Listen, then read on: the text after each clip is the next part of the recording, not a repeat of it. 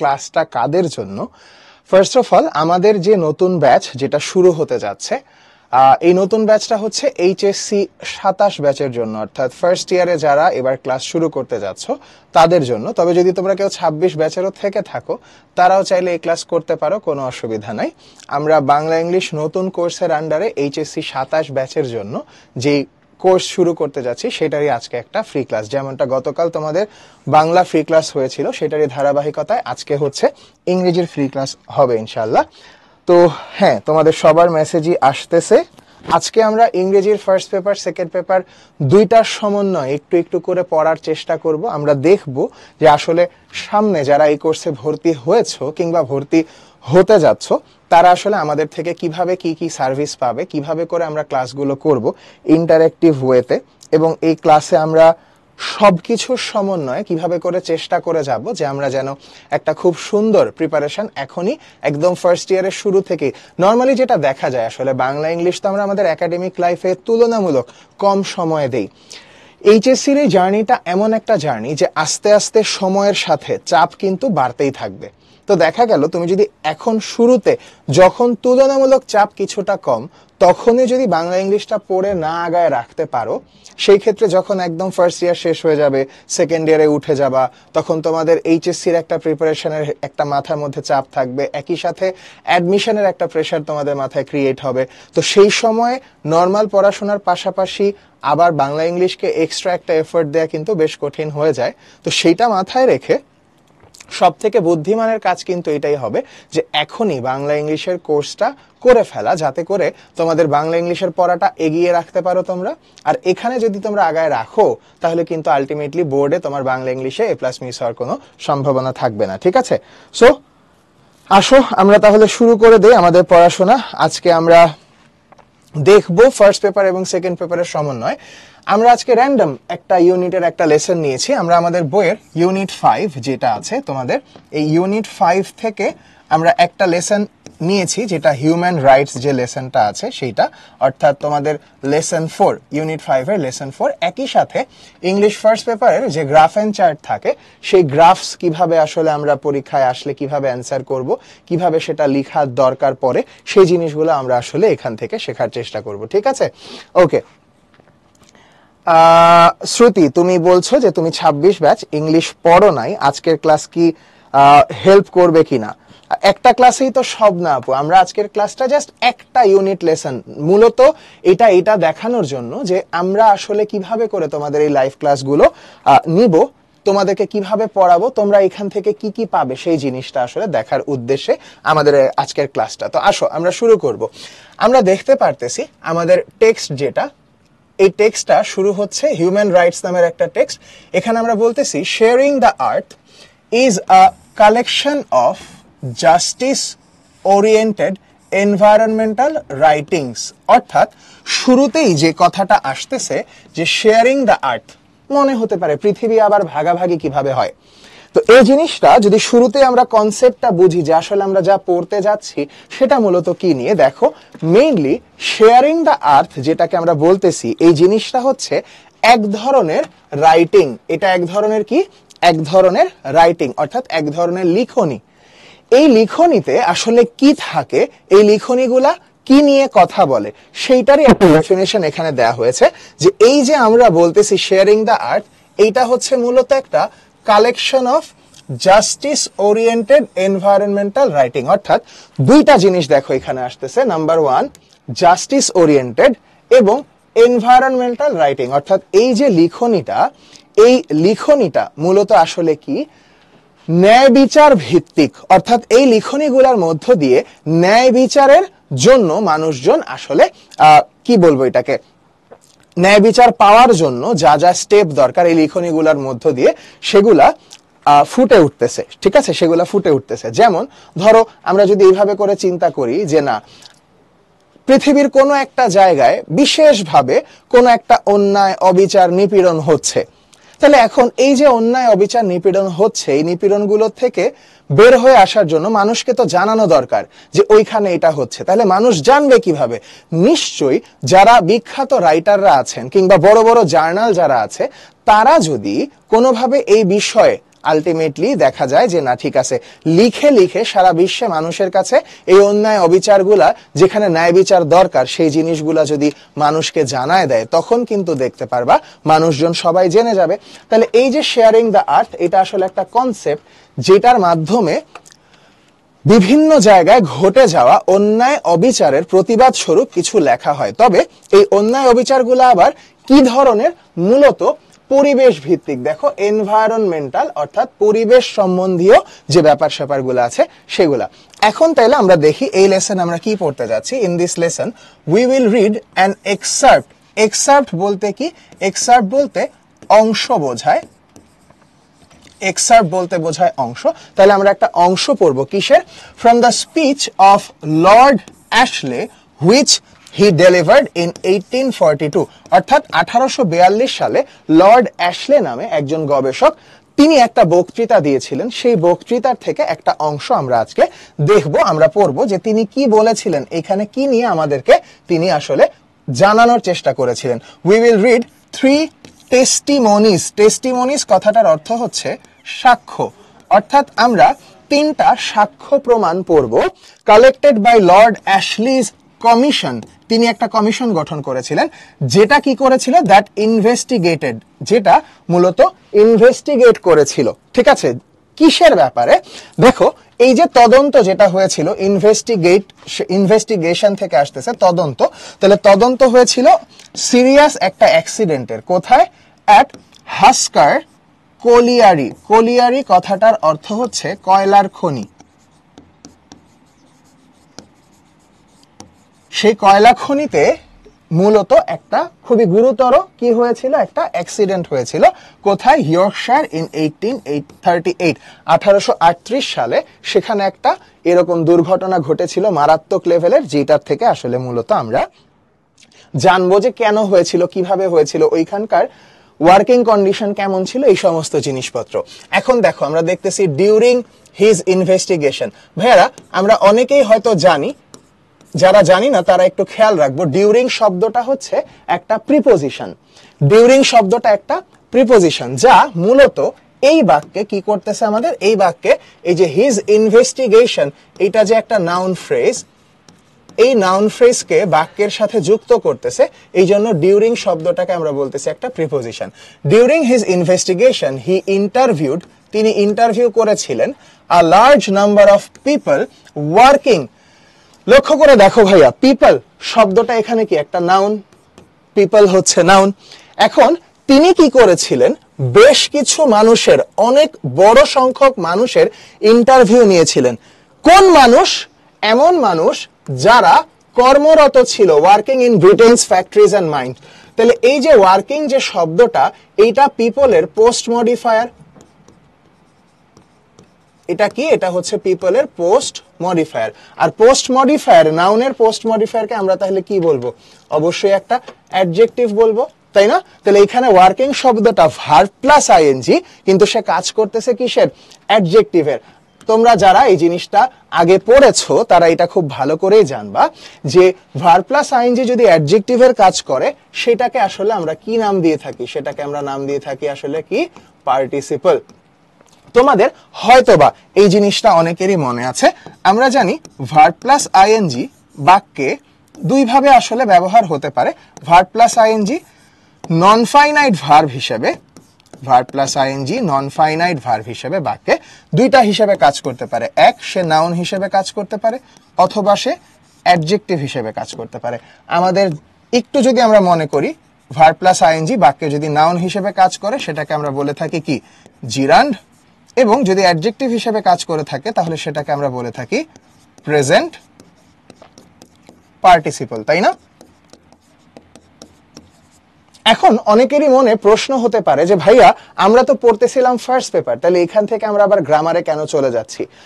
তোমরা যারা এবার এসএসসি দিয়েছো 25, মানে এসএসসি 25 ব্যাচ যারা তোমরা আছো, তোমরা যখন এইচএসসির পড়া শুরু করবে, বোর্ড কোয়েশ্চেন যখন সলভ করা শুরু করবে, তখন যে দেখতে পারবে যে এখন এইচএসসিতে ফার্স্ট পেপারের প্যাসেজ থেকে গ্রামাটিক্যাল কোয়েশ্চেন্স ইদানিং বেশ ভালো সংখ্যক কিন্তু পরীক্ষায় আসতেছে। তার মানে তোমাদেরকে ফার্স্ট পেপারের টেক্সটের লাইন থেকে জানতে হবে এখানে রাইট ফর্মস অফ ভার্বের ব্যবহারটা কি, বা এই টেক্সটের ভিতরে এই শব্দটা কোন পার্টস অফ স্পিচ হিসেবে ব্যবহার হচ্ছে বা না হচ্ছে, এই জিনিসগুলা কিন্তু চলে আসবে। তাই আমরা চেষ্টা করব তোমাদের এই পুরো কোর্স জুড়ে তোমাদেরকে ফার্স্ট পেপারের ভেতর থেকে যেখানে যেখানে সুন্দর সুন্দর গ্রামাটিক্যাল কনসেপ্ট আছে সেই জিনিসগুলা তোমাদেরকে ধরে ধরে শিখিয়ে দেয়া। তো সেইটার সেই কথাটা মাথায় রেখে এখানে দেখো ওয়ার্কিং শব্দটা পিপলের পোস্ট মডিফায়ার, তাহলে সেটা হয়ে যাচ্ছে অ্যাডজেক্টিভ এবং বাক্যে কাজ করতেছে পার্টিসিপলের। আসো আমরা সামনে আগাই। In Britain's factories and mines, মানে সেই লোকগুলা কর্মরত ছিল কোথায়? ব্রিটেনের বিভিন্ন ফ্যাক্টরিতে এবং বিভিন্ন মাইন বলতে আসলে আমরা বুঝি খনি, তাই না? কারখানা এবং খনি, এই সমস্ত জায়গায়। থ্রু দ্য ইন্টারভিউজ, এই ইন্টারভিউজ গুলোর মধ্য দিয়ে, থ্রু শব্দটাও একটা প্রিপোজিশন, যেমনটা ডিউরিং প্রিপোজিশন ছিল, থ্রু এখানে preposition. Through the interviews, through শব্দটা কি করলো? ইন্টারভিউকে কানেক্ট করলো। এই ইন্টারভিউ গুলোর মধ্য দিয়ে ইনহিউম্যান ওয়ার্কিং কন্ডিশন, ভাইয়ারা ওয়ার্কিং কন্ডিশন পুরাটা এখানে একটা নাউন ফ্রেজ, দুইটা শব্দ পুরাটা মিলে নাউনের কাজ করতেছে। তাহলে ইনহিউম্যান অমানবিক কথাটা কি হয়ে যাবে? অটোমেটিক্যালি অ্যাডজেক্টিভ হয়ে যাবে। তার মানে এই ইন্টারভিউ গুলোর মধ্য দিয়ে অমানসিক ওয়ার্কিং কন্ডিশন, অর্থাৎ ওই কয়লার খনিতে যে কাজের পরিবেশ ছিল, সেই কাজের পরিবেশটা কিরকম ছিল? কাজের পরিবেশ ছিল অমানসিক। ঠিক আছে, মাথায় রাখতে হবে ওয়ার্কিং কন্ডিশন পুরাটাই কিন্তু একটা নাউন হিসেবে কাজ করতেছে। In the collieries severe exploitation, exploitation বলতে বোঝায় আসলে আমাদের শোষণ। তোমরা খুব ভালো করেই জানো যে আমাদের টেক্সট পড়ার সময় টেক্সটের যে শব্দগুলো আছে, ভোকাবুলারি যেগুলো আছে, সেগুলো আমাদের খুব ভালোভাবেই শিখে নেওয়া উচিত। কেননা এই ভোকাবুলারি বোর্ড, আমাদের বোর্ড পরীক্ষার কথাই বলি কিংবা আমাদের অ্যাডমিশনের কথাই বলি, টেক্সট থেকে কিন্তু প্রচুর পরিমাণে ভোকাবুলারির প্রশ্ন হয়ে থাকে। তাই এটা আমরা মাথায় রাখবো। তাহলে severe exploitation and a worrying number of child labourers were revealed, reveal মানে প্রকাশ পাওয়া, বের হয়ে আসা। তাহলে কি প্রকাশ পেয়েছিল এই ইন্টারভিউ গুলার মধ্য দিয়ে? যে সিভিয়ার এক্সপ্লয়টেশন, প্রচন্ড পরিমাণে তীব্র রকমের শোষণ, এবং worrying number of child labourers মানে এই কয়লার খনিগুলোতে প্রচুর পরিমাণে শিশু শ্রমিক পাওয়া গিয়েছিল, যা আসলে পুরোপুরি ল বহির্ভূত। The working conditions of this children were inhuman, তার মানে তাদের এই শিশুদের কাজের পরিবেশ ছিল কেমন? একেবারেই ইনহিউম্যান। ঠিক আছে, অমানবিক। Lord Ashley found very young children working, তাহলে এই ওয়ার্কিংটাও কি? চিলড্রেনের পোস্ট মডিফায়ার, মানে এটাও কি একটা adjective. Working as long as 18 hours a day in mines, চিন্তা করে দেখো 18 ঘন্টা তারা কয়লার খনিতে কাজ করতো, মানে 24 ঘন্টার মধ্যে 18 ঘন্টা চলে যাচ্ছে। 4/3 সময় তারা কোথায় দিচ্ছে? তারা খনিতে শ্রমিক হিসেবে কাজ করতেছে। And collieries some attached by chains, চিন্তা করে দেখো তাদের শরীরে চেইন বাঁধা থাকতো, শিকল বাঁধা থাকতো। কিসের কারণে? দেখো, টু হেভি কার্টস, কার্ট বলতে ছোট ছোট গাড়ি। তোমরা আসলে রাস্তাঘাটে এখন দেখো না, ছোট ছোট গাড়িতে করে খাবার বিক্রি করে, বার্গারের কার্ট, পিৎজার কার্ট বা ফাস্ট ফুডের কার্ট গুলা থাকে যে, সেগুলাকে আমরা কার্ট বলতেছি। Some attached by chains to heavy carts that they had to drag. Drag মানে টেনে নেয়া, ড্র্যাগ মানে হচ্ছে টেনে নেয়া, অর্থাৎ তাদের গায়ে শিকল দিয়ে ভারী ভারী গাড়ি বাঁধা থাকতো, যেগুলা তাদেরকে টেনে নিয়ে যেতে হতো। এবার আমরা দেখব হচ্ছে প্রথম যেই সাক্ষ্যটা, এটা দিয়েছিল সারাহ গুডলার নামে একটা বাচ্চা মেয়ে, এবং তার বয়স ছিল মাত্র 8 বছর। সে বলছে, দেখো, আই অ্যাম আ ট্র্যাপার। এই যে ট্র্যাপার, এখানে স্টার মার্ক দেয়া আছে। ট্র্যাপার বলতে আসলে কি বোঝায়? এটা দেখো, তোমাদেরকে আমি সিনারিওটা বলি। ওই কয়লার খনিতে, ধরো খনি থেকে কয়লা উত্তোলন হলো, উত্তোলন হওয়ার পরে কয়লার খনিতে তো এমনিতেই প্রচন্ড তাপ, এটা নরমালি বোঝা যায়। এই তাপের মধ্যে এয়ার ভেন্টিলেশন, বাতাস যাতায়াতের জন্য কিছু দরজা থাকতো। এই দরজাগুলাকে বলা হতো মূলত ট্র্যাপার। ট্র্যাপ ডোর, এই দরজাগুলাকে, যে দরজাগুলা ছিল সেগুলাকে বলা হতো হচ্ছে ট্র্যাপ ডোর। ট্র্যাপডোর কি করতো, দরজাগুলা খুললে বাতাস প্রবেশ হতো, দরজা বন্ধ করে দিলে বাতাস চলাচল বন্ধ হয়ে যেত। তাহলে এই ট্র্যাপডোর বাতাস আটকানোর কাজ করত। আর এই ট্র্যাপডোর গুলো যারা পরিচালনা করত, যে শিশুরা, সেগুলাকে বলতো ট্র্যাপার। এবং এই যে গবেষণা, এই গবেষণা থেকে উঠে আসছিল মাত্র 4 বছরের শিশুরাও এই ট্র্যাপার হিসেবে ওই খনিগুলোতে কাজ করত। চিন্তা করে দেখো কতটা ভয়াবহ চিত্র। 4 বছরের শিশু থেকে শুরু করে 8-10 বছরের শিশুরা পর্যন্ত, যেহেতু তাদেরকে দিয়ে অন্য কোনো কাজ করানো সম্ভব না, তাদের কাজই হচ্ছে যখন কয়লা ভরে ভরে বাক্সগুলো আসবে, এরা ট্র্যাপডোর খুলে দিবে, সাথে সাথে বাক্সগুলা পার হয়ে যাবে, আবার তারা দরজা বন্ধ করে দিবে যাতে বাতাস চলাচলটা নিয়ন্ত্রণ করতে পারে। তাহলে এই ট্র্যাপার সে ছিল, তার নাম হচ্ছে সারাহ গুডলার। ইন দ্য গবার পিট, কোথায়, যেই খনিতে সে কাজ করতো সেটার নাম হচ্ছে গবার পিট। তারপরে বলতেছে দেখো, it does not tyre me. Tyre শব্দটা ভাইয়া একটা ভার্ব, যেটা টায়ার্ড আমরা বলি না, অ্যাডজেক্টিভ, সে টায়ার্ড থেকে টায়ার। এটা আমাকে ক্লান্ত করে না, এটা আমাকে ক্লান্ত করে না। But I have a trap, কিন্তু আমার যে ট্র্যাপ ডোরটা আছে সেটা উইদাউট আ লাইট, সেটায় কোনো লাইট নাই, সেটায় কোনো বাতি নাই। And I am scared. Scared শব্দটা অ্যাডজেক্টিভ, যার অর্থ ভীত। অর্থাৎ এই বাচ্চাটা ভয় পায়, এটা ক্লান্ত হয়ে যায় না, এই কাজটা ক্লান্তি এনে দেয় না, কিন্তু অন্ধকারে সে ভয় পায়।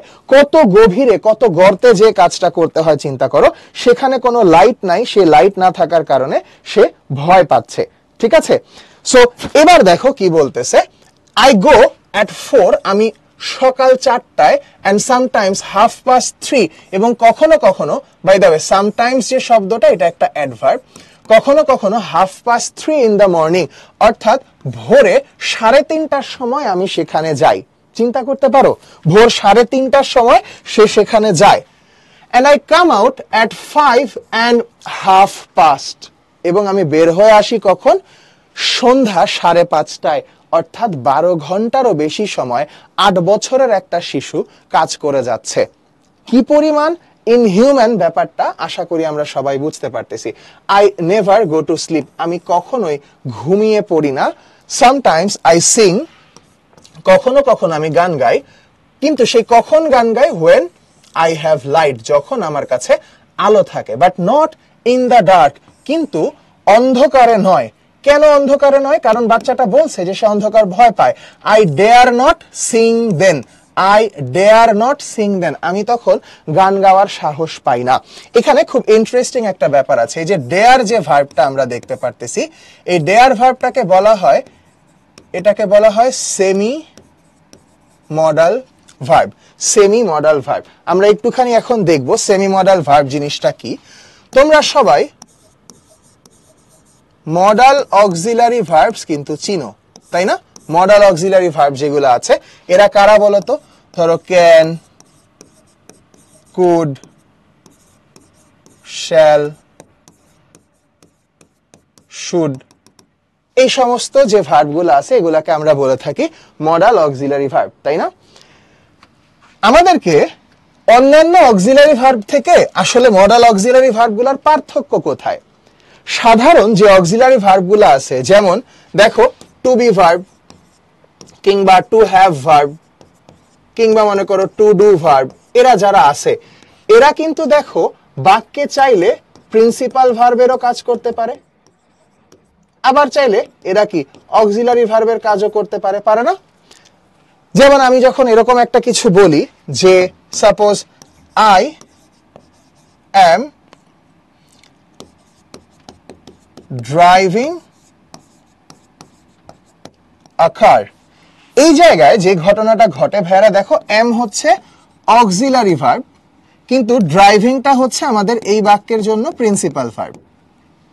কিন্তু আমরা যখন বাক্যটাকে এরকম একটা বাক্য লিখি যে আই অ্যাম আ স্টুডেন্ট, আমি একজন ছাত্র, শিক্ষার্থী। এবার দেখো এম ছাড়া বাক্যে আর কোনো ভার্ব নাই, তাহলে এম ভার্বটাই বাক্যে কি ভার্বের কাজ করতেছে? প্রিন্সিপাল ভার্বের কাজ করতেছে না? তাহলে আমরা যেটা দেখলাম যে এরা আসলে প্রিন্সিপাল ভার্বেরও কাজ করতে পারে, আবার অক্সিলারি ভার্বেরও কাজ করতে পারে, কিন্তু মডাল অক্সিলারি গুলা এই কাজটা করতে পারে না। চিন্তা করে দেখো তো, ক্যান যে ভার্বটা আছে, ধরে নিচ্ছি আমাদের কাছে যে ভার্বটা নিয়ে আমরা কথা বলবো ক্যান। তো এই যে ক্যান, এই ক্যান ভার্বটা, ক্যান অর্থ কি? ক্যান অর্থ পারা। তাহলে ধরো তোমাকে একটা বাংলা বাক্য দেয়া হলো যে আমি কাজটি পারি। তাহলে এটার ইংরেজি হওয়ার কথা ছিল কি? আমি কাজটি পারি মানে আই, পারা ইংরেজি ক্যান, তাহলে কি হওয়ার কথা? আই ক্যান, তারপরে কাজ, কাজ ইংরেজি কি? The work. তাহলে আমি বলতাম কি? I can the work. কিন্তু আসলে কি আই ক্যান দা ওয়ার্ক বলে কোনো বাক্য হয়? আই ক্যান দা ওয়ার্ক পুরোপুরি ভুল একটা বাক্য। আই ক্যান দা ওয়ার্ক সঠিক না। কেন সঠিক না? কারণ ক্যান যেই ভার্বটা আছে এটা একমাত্র প্রিন্সিপাল ভার্ব হিসেবে বাক্যে বসতে পারে না। তাহলে এটা সঠিক ট্রান্সলেশন আসলে কি হয়?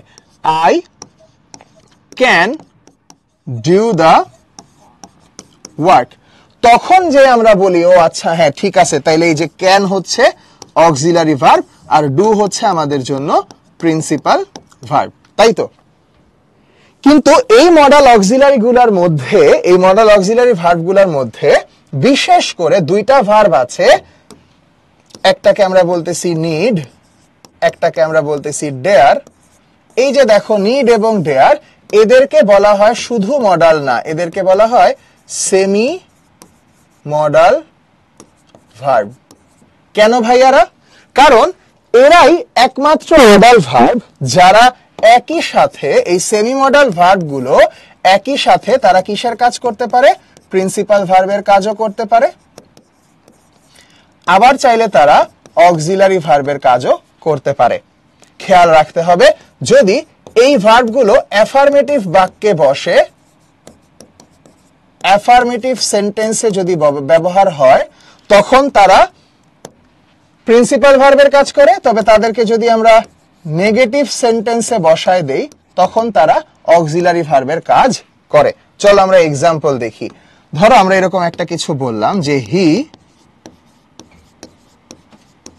নিডস টু গো দেয়ার, তার সেখানে যাওয়া দরকার। এরকম একটা কথা যখন আমরা বলতেছি, ভাইয়ারা দেখো তো এখানে নিড ভার্বের সাথে এস যুক্ত হয়েছে না? তাহলে কোন ভার্বের সাথে আমরা এস বাই এস যুক্ত করি? প্রিন্সিপাল ভার্ব নাকি অক্সিলারি ভার্ব? আমরা কি কখনো এম এর সাথে এস যুক্ত করে এমস বলি? ইজ এর সাথে এস যুক্ত করে আমরা কি বলি হি ইজ আ টিচার? এরকম কখনো বলি? অবশ্যই বলি না। তাহলে প্রিন্সিপাল ভার্ব হলে কেবলমাত্র তখনই আমরা ওই ভার্বের সাথে এস বাই এস যুক্ত করি, তাই এখানে নিডস অবশ্যই প্রিন্সিপাল ভার্ব। কিন্তু যদি আমরা এরকম একটা সেন্টেন্স লিখতাম যে হি নিড নট গো দেয়ার, তার সেখানে যাওয়ার প্রয়োজন নাই। এবার দেখো তো এইখানে আমাদের যে নিড ভার্বটা আছে, এই নিড ভার্বের পরে কি নট বসছে না? তোমরাই নিজেরা একটু চিন্তা করে দেখো তো কোন ভার্বের পরে নট বসে? প্রিন্সিপাল ভার্ব নাকি অক্সিলারি ভার্ব? আমরা সব সময় যদি বলি আমি ক্লান্ত নই, কি বলবো? আই অ্যাম নট, তাই না? তাহলে am not, is not, are not, would not, will not, shall not, can not, could not, এইভাবে করে আমরা আসলে কোন ভার্বের পরে নট নিয়ে আসি? Auxiliary verb. ঠিক একই কারণে যেহেতু নিডের পরে নট বসতেছে, তাই নিড হয়ে যাচ্ছে অক্সিলারি ভার্ব। আর এইভাবে করেই আমরা খেয়াল রাখবো নিড এবং ডেয়ার এই যে ভার্ব দুইটা, এদের নাম হচ্ছে সেমি মডাল ভার্ব। কেন? কারণ এরা মডাল অক্সিলারি হওয়ার পরেও এরা বাক্যে প্রিন্সিপাল ভার্ব হিসেবেও কাজ করতে পারে, আবার অক্সিলারি ভার্ব হিসেবেও কাজ করতে পারে। তোমরা কি ব্যাপারটা বুঝছো?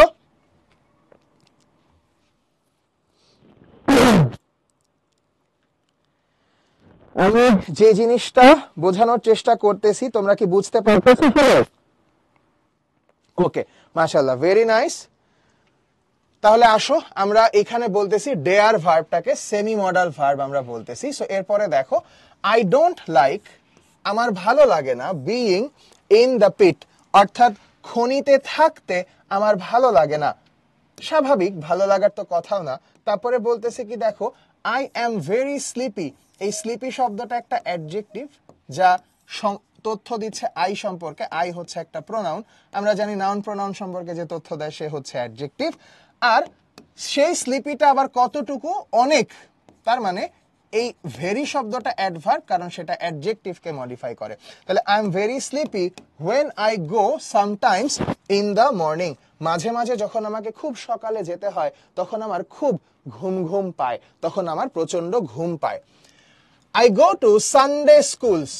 আমি রবিবারের বিদ্যালয়ে যাই। রবিবারের বিদ্যালয় বলতে কি, যেহেতু রবিবার সপ্তাহের ছুটির দিন, তাই এরকম যারা শিশু শ্রমিক, যারা সারা সপ্তাহ জুড়ে কাজ করে, তারা রবিবারে স্কুলে যাওয়ার সুযোগটা পায়। And reading made easy. এবং আমি যে বই পড়ি সেটার নাম হচ্ছে রিডিং মেড ইজি। এই নামে একটা বই আমাদেরকে পড়ানো হয়।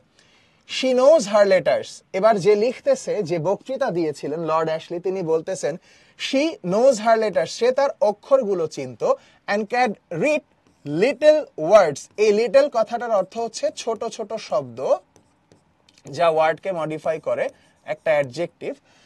এবং ছোট ছোট শব্দ পড়তে পারে দেখে। they teach me to pray. তারা আমাকে প্রার্থনা করতে শেখায়। ঠিক আছে, প্রার্থনার ব্যাপারটা তাদেরকে শেখানো হয়, আমরা জানতে পারলাম। এবার দেখো, she repeated the Lord's prayer. সে, ওই বাচ্চাটা, ঠিক আছে, কি করলো? লর্ডস প্রেয়ার, সৃষ্টিকর্তার প্রতি যে প্রার্থনা, সেটা নট ভেরি পারফেক্টলি। পারফেক্টলি একটা অ্যাডভার্ব, সেটাকে মডিফাই করে ভেরি নিজেও আর একটা অ্যাডভার্ব। তার মানে অ্যাডভার্ব আসলে বাক্যে অ্যাডভার্ব কাকে কাকে মডিফাই করে? দেখো, অ্যাডভার্ব নাউন, প্রোনাউন ও ইন্টারজেকশন বাদে অন্য সকলকে মডিফাই করতে পারে। একটা অ্যাডভার্ব নাউনকে পারে না, প্রোনাউনকে পারে না, ইন্টারজেকশনকেও পারে না, কিন্তু এছাড়া যা আছে, অর্থাৎ verb, adjective, adverb, preposition, conjunction, এমনকি সম্পূর্ণ বাক্যকেও যদি তুমি কোনো পার্টস অফ স্পিচ দিয়ে মডিফাই করতে চাও, সেটা কোনটা হবে? অ্যাডভার্ব হবে। তাহলে not very perfectly and ran on, এটা হচ্ছে একটা গ্রুপ ভার্ব, যার অর্থ চালিয়ে যাওয়া। ran on with the following addition. নিচের কথাটা দিয়ে সে হড়বড় হড়বড় করে প্রার্থনাটা বলে যাচ্ছে। কি সেই প্রার্থনা? দেখো, God bless my father and mother and sister and brother, uncles and aunts and cousins and everybody else, and God bless me and make me a good servant. Amen. অর্থাৎ সে প্রার্থনা মুখস্থ বলে যাচ্ছে যে God bless my father, mother, sister and brother, uncles and aunts and cousins and everybody else, and God bless me and make me a good servant. তাকে মুখস্থ করানো হয়েছে, সে হরবর করবর করে এই জিনিসটা মুখস্থ বলে যেতে পারতেছে। এবার দেখো, I have heard tell of Jesus many a time. এই যে টেল, এই টেল শব্দটা কিন্তু এখানে একটা নাউন, আর এই টেল শব্দটার অর্থ মূলত এখানে বোঝানো হচ্ছে গল্প। তাহলে I have heard tale of Jesus many a time, আমি জেসাসের গল্প, যিশু খ্রিস্টের গল্প অনেকবার শুনেছি। I don't know why he came on earth, আমি জানি না তিনি কেন পৃথিবীতে এসেছিলেন। আই এম শিওর, আমি এই ব্যাপারে নিশ্চিত। And I don't know why he died, but he had Stones for his head to rest on. চিন্তা করে দেখো তো, একদম বুকের ভিতরে যে লাগে না? 8 বছরের একটা শিশু, সে বলতেছে আমি জানি না যীশু খ্রিস্ট কেন পৃথিবীতে এসেছিলেন, আমি নিশ্চিত আমি জানি না, এবং আমি এটাও জানি না তিনি কেন পৃথিবী থেকে চলে গিয়েছিলেন, কিন্তু তার মাথার নিচে রেস্ট করার জন্য পাথর হলেও ছিল। কিন্তু বাচ্চাটার নিজের এইটুকু সুযোগ তার নাই। সে যে 8 বছরের একটা শিশু, সে যে একটু রেস্ট করবে, তার মাথার নিচে দেওয়ার জন্য পাথরও সে পাচ্ছে না। তাহলে কতটা কষ্ট, কতটা অত্যাচার সহ্য করে সে আসলে এই কথাটা বলছে, মানে চিন্তা করলেও কিন্তু আসলে বোঝা যায় যে আমরা যখন সবাই এতটা আতিশয্যে, এতটা আসলে কি বলবো, প্রাচুর্যের মধ্যে বড় হচ্ছি, আমাদের এত এত সুযোগ, আমরা ইন্টারনেট ব্যবহার করতে পারতেছি, এই পারতেছি সেই পারতেছি, অথচ এখনো আজকের দিনেও এমন অত্যন্ত প্রত্যন্ত এলাকা আছে যেখানে আসলে মানুষজন, বাচ্চা কাচ্চারা এমন ভাবে অত্যাচারিত, নিপীড়িত হচ্ছে, যা ভাবলেও আসলে আমাদের অনেক কষ্ট দেয়। I would like to be at school আমি স্কুলে থাকতে পছন্দ করব, ফার বেটার, অনেক বেশি, দেন ইন দ্য পিট, খনিতে থাকার চাইতে আমি স্কুলে থাকাটাই অনেক বেশি পছন্দ করব। আসলে ব্যাপারটা শুনতে যেমনই শোনাক, নর্মালি তো উল্টা, তাই না? বাচ্চারা তো সাধারণত স্কুলে যেতে চাওয়ার কথা না, ওদের খেলে বেড়ানোর কথা, ওদের আনন্দ করে বেড়ানোর কথা, কিন্তু বাচ্চাটা এত কষ্ট পায় যে সে বলতেছে যে আমি এই খনিতে থাকার চাইতে স্কুলে থাকা অনেক বেশি পছন্দ করব। ঠিক আছে, ওকে। এবার দেখো তো দ্বিতীয় টেস্টিমনি আমরা শুরু করতেছি। ইজাবেলা রেড নামে এক বাচ্চার, তার বয়স হচ্ছে 12 বছর। I am rot with sister and brother. Rot বলতে এখানে বোঝাচ্ছে বড় হওয়া, চারপাশে ঘিরে থাকা, মানে আমি ভাই বোনদের দ্বারাই ঘিরে আছি, তাদের দ্বারাই বড় হচ্ছি, তাদের সাথেই বড় হচ্ছি। And it is very sore work. Sore হচ্ছে একটা অ্যাডজেক্টিভ যা মডিফাই করে ওয়ার্ক নামের নাউনকে। এটা খুবই কষ্টের একটা কাজ। সোর হচ্ছে কষ্টকর বোঝায়, খুবই কষ্টকর কাজ। Can not say how many rakes or journeys. এই রেক বা জার্নি বলতে বোঝায় কোনো জায়গায় যাওয়া এবং আসা। আমি জানি না কতবার আমাকে যেতে আসতে হয়। কোথা থেকে কোথায় যেতে আসতে হয় দেখো, বলতেছে I make from pit's bottom to wall face and back. অর্থাৎ পিট, গর্তের একদম নিচে, সেখান থেকে ওয়ালের ব্যাক পর্যন্ত কতবার যে আমাকে যেতে আসতে হয় সেটা আমি জানি না। ইট মে অ্যাবাউট 30 or 25, 25টা বা 30টা অন অ্যান অ্যাভারেজ, 25 থেকে 30 বার গড়ে আমাকে যেতে এবং আসতে হয়। কিন্তু আমরা মনে করতেছি 25-30 বার কোথা থেকেই বা কোথায় সে যাচ্ছে। একটু যদি দেখি, দ্য ডিস্টেন্স ভ্যারিজ। ভ্যারিজ কথাটা এটা একটা ভার্ব, মানে এই যে দূরত্ব, এই দূরত্বটা 100 থেকে 250 ফ্যাথম লম্বা হয়। 100 থেকে 250, এখানে 1 ফ্যাথম সমান সমান বলে দিয়েছে 1.8 মিটার, মানে প্রায় 2 মিটার। তাহলে চিন্তা করো, 250 ফ্যাথম মানে 250 ইন্টু 2 মানে 500 মিটার। 500 মিটার মানে কি হাফ কিলোমিটার। আর হাফ কিলোমিটার তাকে যাইতে হয় 30 বার যাইতে, 30 বার আসতে, মানে 60 বার। ব্যাপারটা এরকম, 60 বারে হাফ কিলোমিটার করে করে যাচ্ছে বা আসতেছে, তার মানে তাকে মোট 30 কিলোমিটার ভারী জিনিস বয়ে নিয়ে বেড়াইতে হচ্ছে। কত ভারী দেখো এখানে আসতেছে, আই ক্যারি অ্যাবাউট 1 CWT। এই CWTর অর্থ হচ্ছে 50 KG. And a quarter, quarter মানে কি ভাইয়া? কোয়ার্টার মানে হচ্ছে 1/4। কোয়ার্টার মানে হচ্ছে 1/4, 4 ভাগের 1 ভাগ। অন মাই ব্যাক, আমার পিঠে 50 আর 50-এর 4 ভাগের 1 ভাগ, মানে প্রায় 12 কেজির মতন। 50 আর 12 62, 62 কেজির মতন ভারী জিনিস সে বয়ে নিয়ে সারাদিনে 30 কিলোমিটার রাস্তা আপ ডাউন করতে হয় তাকে। গর্তের নিচে যেতে হয়, আবার সেখান থেকে উপরে উঠে আসতে হয়। And have to stoop. Stoop কথাটার অর্থ হচ্ছে ঝোঁকা, অর্থাৎ ঝুঁকে কাজ করা। আমাকে এত বেশি ঝুঁকে পড়তে হয়, মাছ।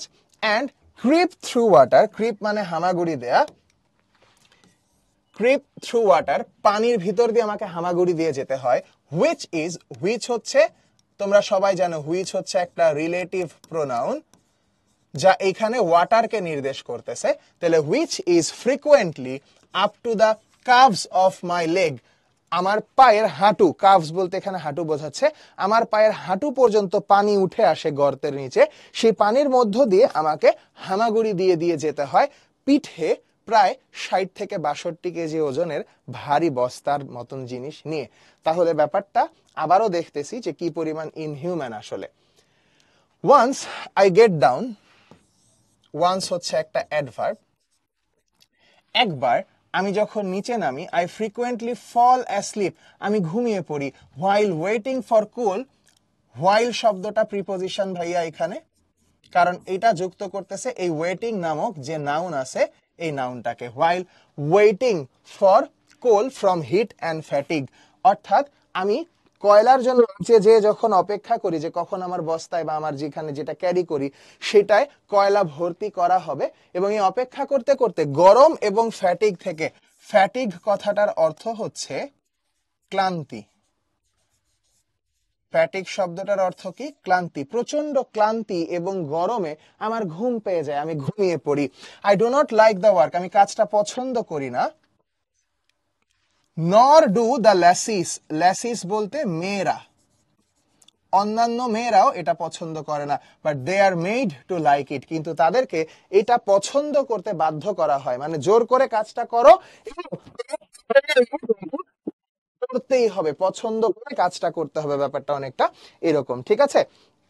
ওকে, when the weather is warm, যখন আবহাওয়াটা উষ্ণ থাকে, there is difficulty, difficulty কথাটা একটা নাউন, in breathing, নিঃশ্বাস নিতে কষ্ট হয়, and frequently the lights go out, এবং প্রায় সময় বিদ্যুৎ চলে যায়। লাইটস গো আউট বলতে বাতি নিভে যাওয়া বলতে বোঝায়, এখানে বিদ্যুতের কানেকশন থাকে না, ইলেকট্রিসিটির কানেকশন থাকে না, ঠিক আছে?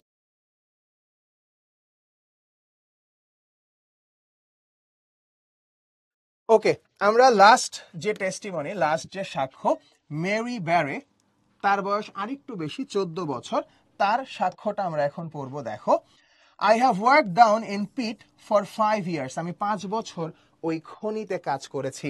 মাই father works in the next pit, আমার বাবাও পাশের খনিতেই কাজ করে, আমি যেখানে কাজ করেছি ঠিক তার পাশের খনিতেই। I have 12 brothers and sisters, আমার 12 জন ভাই বোন আছে। All of them but one live at home, তাদের মধ্যে একজন বাদে সবাই বাড়িতে থাকে। They weave, weave মানে বোনা, কাপড় বোনে, ঠিক আছে? wind মানে পাকায়, এই যে সুতা পাকানোর যে ব্যাপারটা। and হাড়ি, এই হাড়ি বলতে কয়লা টানা, ঠিক আছে? এই হাড়ি বলতে আসলে দ্রুত না, এই হাড়ি বলতে বোঝায় তারা কয়লা টানে, ঠিক আছে?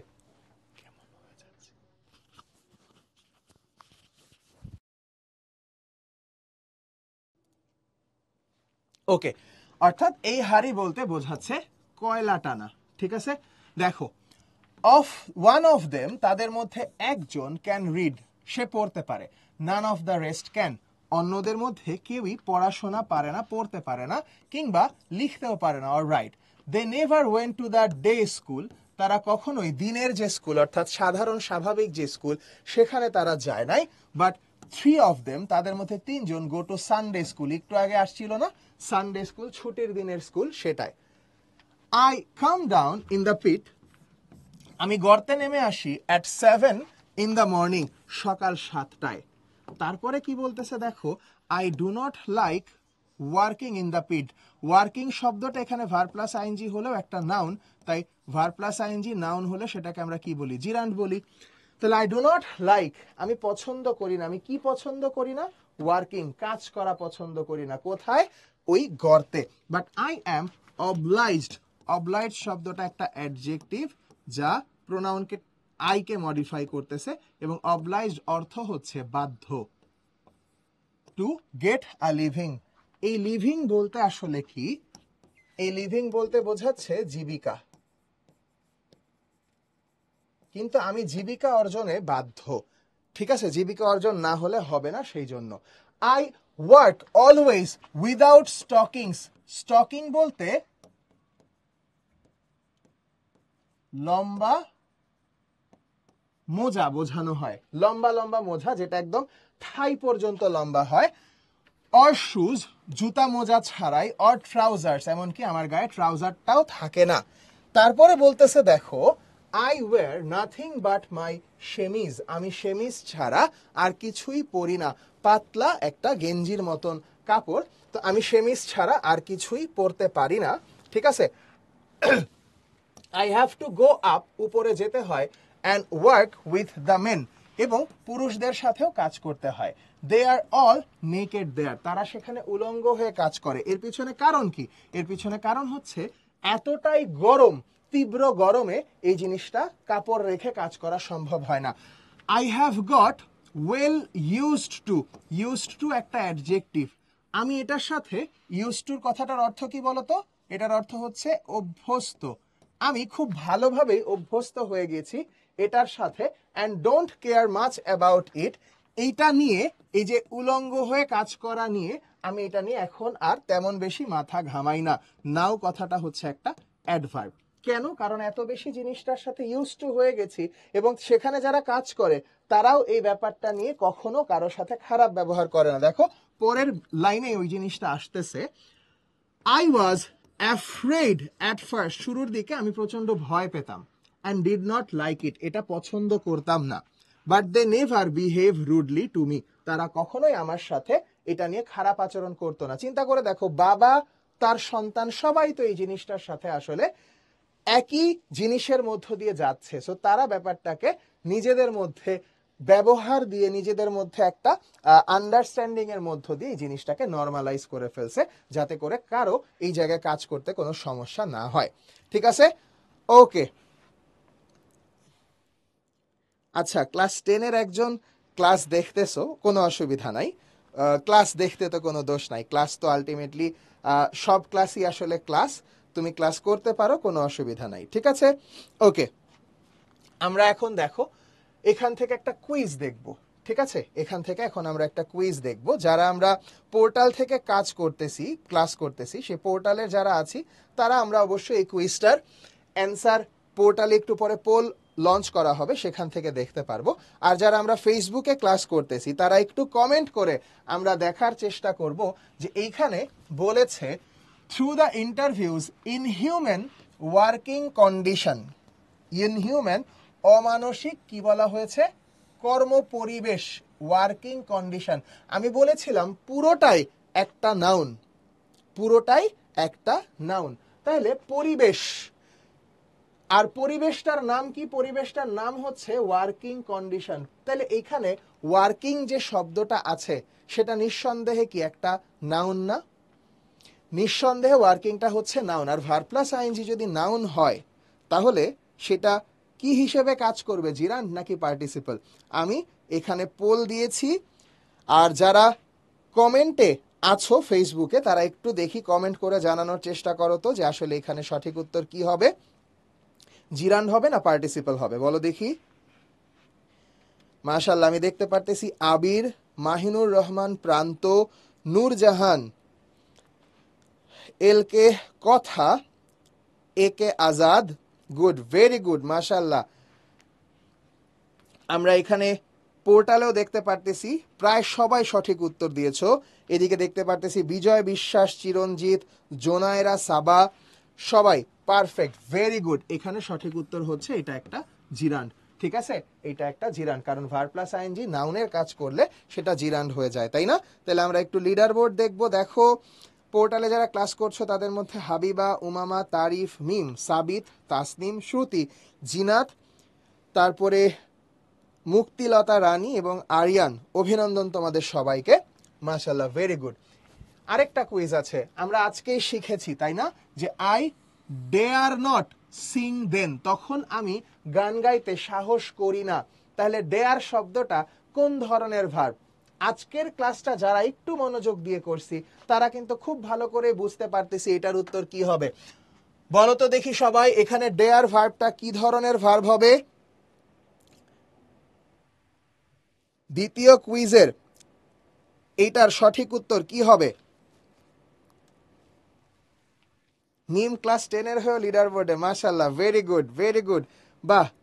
এইটারও পোল দিয়েছি আমি পোর্টালে, এবং যারা আছি ওকে, ভেরি গুড। বিশ্বজিৎ, বিজয় বিশ্বাস, চিরঞ্জিত সঠিক উত্তর দিয়েছো। মাহিনুর, প্রান্ত, তারপরে আবির, আবির ভাইয়া এখানে এ উত্তর হবে না ভাইয়া, ঠিক আছে। হ্যাঁ, Saim, very good, semi modal verb হবে, তাই তো? তাহলে আমরা উত্তর আসলে পেয়ে গিয়েছি। তো তাহলে বুঝতেই পারতেছি এখানে সঠিক উত্তর হচ্ছে অপশন নাম্বার বি, এখানে এটা সেমি মডাল ভার্ব। কারণ এই যে ডেয়ার এবং নিড, এই ভার্ব দুইটা কি করতে পারে, একই সাথে প্রিন্সিপাল ভার্বেরও কাজ করতে পারে, আবার বাক্যে চাইলে অক্সিলারি ভার্বের কাজও করতে পারে। তাহলে যেহেতু প্রিন্সিপাল এবং অক্সিলারি দুইটা হিসেবেই কাজ করতে পারে, সেইটা মাথায় রেখে এই ডেয়ারকে আমরা কি বলতে পারি, সেমি মডাল ভার্ব বলতে পারি। দেখি তো, উমামা, তারিফ, জিনাত, হাবিবা, সিয়াম, শ্রুতি, সাবিত, রোহান, তাসনিম এবং Muktilata, very good, very very good, excellent. আমি আরও দেখতে পারতেছি তরি, প্রান্ত, তারিফ, তোমরা সবাই সঠিক উত্তর দিয়েছো। সিয়াম, মিম, ভেরি গুড, এক্সেলেন্ট। তাহলে আমরা এখন তোমাদেরকে যখন আমরা কোনো একটা কিছু পড়াবো, পড়ানোর পাশাপাশি আমরা সব সময় কি করব, এরকম ভোকাবুলারি তোমাদের জন্য দিয়ে দিব। এই ভোকাবুলারিগুলা তোমাদের নিজেদের রাইটিং থেকে শুরু করে, মেমোরাইজিং থেকে শুরু করে, তোমরা এখান থেকেই শব্দগুলা দেখতে পারবা যার বাংলা অর্থ একটা দুইটা তিনটা করে সিনোনিম, একটা দুইটা করে অ্যান্টোনিম, যা তোমাদের ভোকাবুলারিকে অনেক বেশি স্ট্রং করবে। তোমরা খুব ভালো করেই জানো যে তোমাদের ভর্তি পরীক্ষার যখন সময় হবে, বিভিন্ন কম্পিটিটিভ যে এক্সামগুলো হবে, সেইখানে কিন্তু তোমরা খুব ভালো করে এই জিনিসটা জানো যে এরকম বিভিন্ন রকমের ভোকাবুলারি থেকে কত প্রশ্ন আসে, এবং সেই ভোকাবুলারিগুলোর একটা সিংহভাগ আসে তোমাদের টেক্সট বই থেকে। তাই টেক্সট বইয়ের উপরে যদি একটা ভালো রকমের দখল তোমাদের থাকে, তোমরা কিন্তু খুব ভালো করতে পারবা এই জায়গায়। এটা আমরা মানে দৃঢ়ভাবে বিশ্বাস করতে পারি।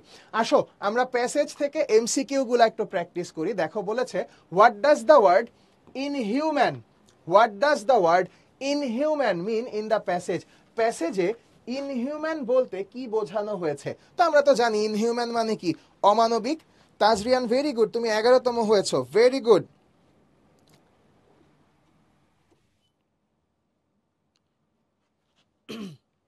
ওকে, সো দেখো তো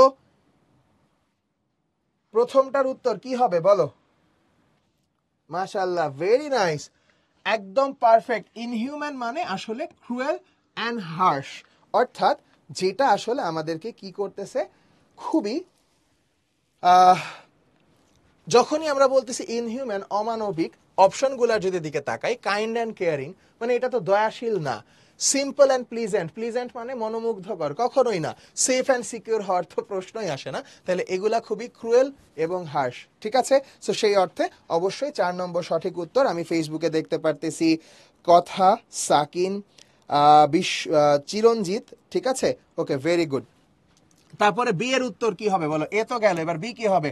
what is a trap door in the context of the passage? প্যাসেজের আলোকে ট্র্যাপ ডোর বলতে কি বোঝানো হয়? আমি তো তোমাদেরকে বলছি ট্র্যাপ ডোর কিসের কাজে লাগে? বাতাস চলাচলের কাজে, তাই না? তাহলে এখানে কি হবে? ওয়াও, তারিফ, সাবিত, মুক্তিলতা, ভেরি গুড, ভেরি গুড। বাকিরাও একটু আমরা কমেন্টে জানাই তো, দেখি এখানে এটার উত্তর আসলে কি। Habiba, good. A door in a coal mine, কয়লার খনিতে একটা দরজা, ইউজড ফর ভেন্টিলেশন, যেটা বাতাস যাওয়া আসার বা পরিচালনার জিনিসটায় প্রয়োজন হয়। Siam, good, very good. তারপরে দেখো, what did Sarah Gooder fear?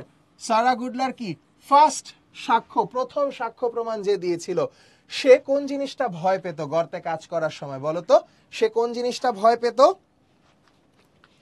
Yes, Abir, Saim, good, very good. Sakin, মাশরিক, Shruti, tariff, Habiba, very good. এখানে প্রথম উত্তর তাই সঠিক, being alone in the dark, অন্ধকারে একা একা থাকাটাকেই সে ভয় পেত।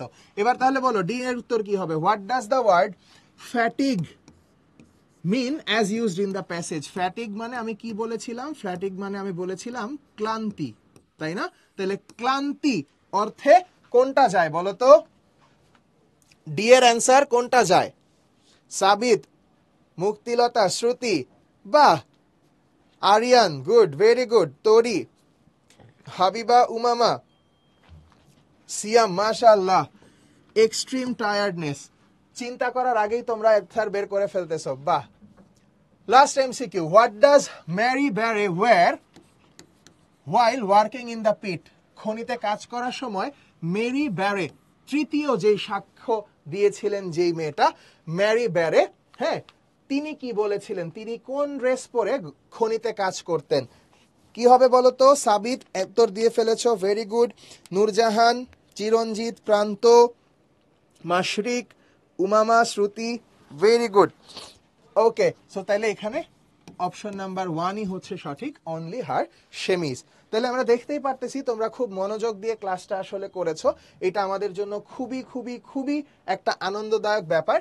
তো এখানে যখন আমরা দেখতেছি, আমরা জানি আমাদের প্যাসেজ থেকে কি থাকবে, 5টা কোয়েশ্চেন থাকবে, তাই না? এই 5টা কোয়েশ্চেনের অ্যান্সার লেখার সময় আমরা জাস্ট কয়েকটা জিনিস একটু মাথায় রাখতে পারি, ঠিক আছে? সেগুলা কি? Tips for question answer. Question অ্যান্সারের সময় আমরা জাস্ট কয়েকটা টিপস একটু মাথায় রাখবো। টিপস নাম্বার 1, হুবহু প্যাসেজের লাইন কপি করব না, আমরা প্যাসেজ থেকে হুবহু লাইন কপি করব না। লাইন কপি না করে তাহলে কি করব,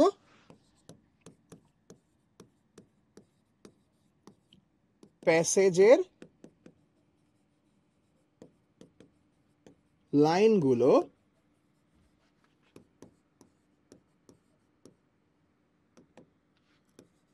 একটুখানি প্যারাফ্রেজ করে লিখব।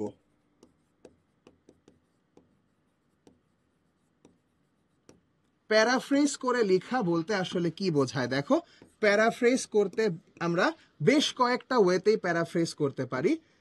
তার মধ্যে একটা হতে পারে স্ট্রাকচার পরিবর্তন করে,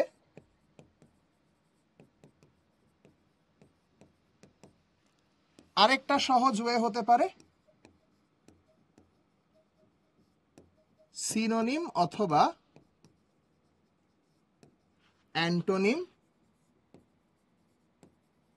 ব্যবহার করে, অর্থাৎ প্যাসেজে যে শব্দগুলো ব্যবহার হয়েছে সেগুলোর সিনোনিম অ্যান্টোনিম ব্যবহার করে। আর এই ক্ষেত্রে কিন্তু আমরা যে তোমাদেরকে এত এত এই ভোকাবুলারি ব্যাংক দিয়ে দিচ্ছি, এখান থেকেই তোমরা সিনোনিম অ্যান্টোনিম শিখে নিয়ে কিন্তু চাইলে কোয়েশ্চেন অ্যান্সারে খুব ভালোভাবেই অ্যান্সার করতে পারবা। ঠিক আছে, সো প্যাসেজের লাইনগুলো আমরা প্যারাফ্রেজ করে লিখতে পারি, এবং সব থেকে ভালো হয় প্রতিটা প্রশ্নের উত্তর আমরা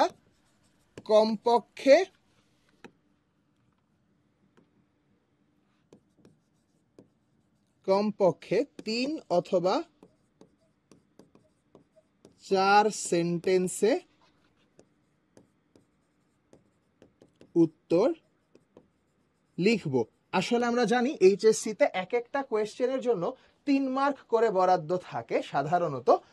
তো তাহলে আমরা এক একটায় 3, তাহলে 3 5 15 নম্বর, তাহলে 3 মার্কের জন্য কমপক্ষে 3টা সেন্টেন্স আমরা অবশ্যই লেখার চেষ্টা করব। ঠিক আছে, ওকে।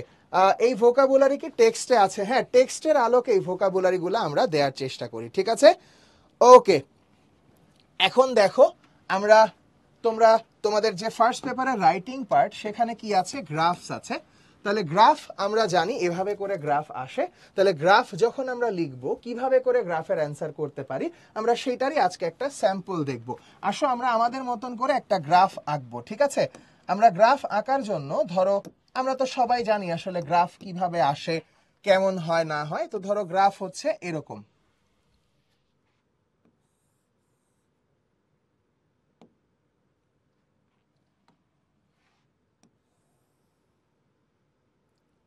তো আমরা ধরে নিচ্ছি যে আমাদের কাছে এই গ্রাফে কিছু একটা তথ্য দেওয়া আছে, সে তথ্যগুলোকে আমরা একটুখানি আমাদের মতন করে আগে এঁকে নেই। ধরো এরকম এরকম করে আমাদের কাছে কিছু তথ্য থাকলো, যে তথ্যগুলা ধরো আমরা দেখতে পারতেছি যে এরকম ভাবে আছে। কথার কথা, এই প্রত্যেকটা বার আসলে কতগুলো সাল প্রকাশ করে। ধরো এটা 2019, এটা 2020, এটা 2021, এটা 2022, আর এটা হচ্ছে 2023। এবং এই পাশ দিয়ে মনে করো 10,000, 20,000, 30, 40, 50, 60, 70, 80 এভাবে করে পর্যায়ক্রমে হাজার দ্বারা মানে এখানে রিপ্রেজেন্ট করা আছে। তো তাহলে এই গ্রাফ দিয়ে তোমাকে বলা হলো, মনে করো যে the following graph represents the number of deaths that occurred due to wrong treatment in Bangladesh from the year 2019 to 2013, অর্থাৎ 2019 থেকে 2023 সাল পর্যন্ত বাংলাদেশে যত হাজার জন মানুষ বা যতজন মানুষ ভুল চিকিৎসায় মারা গিয়েছে তাদের একটা সংখ্যা এখানে প্রকাশ করা হয়েছে।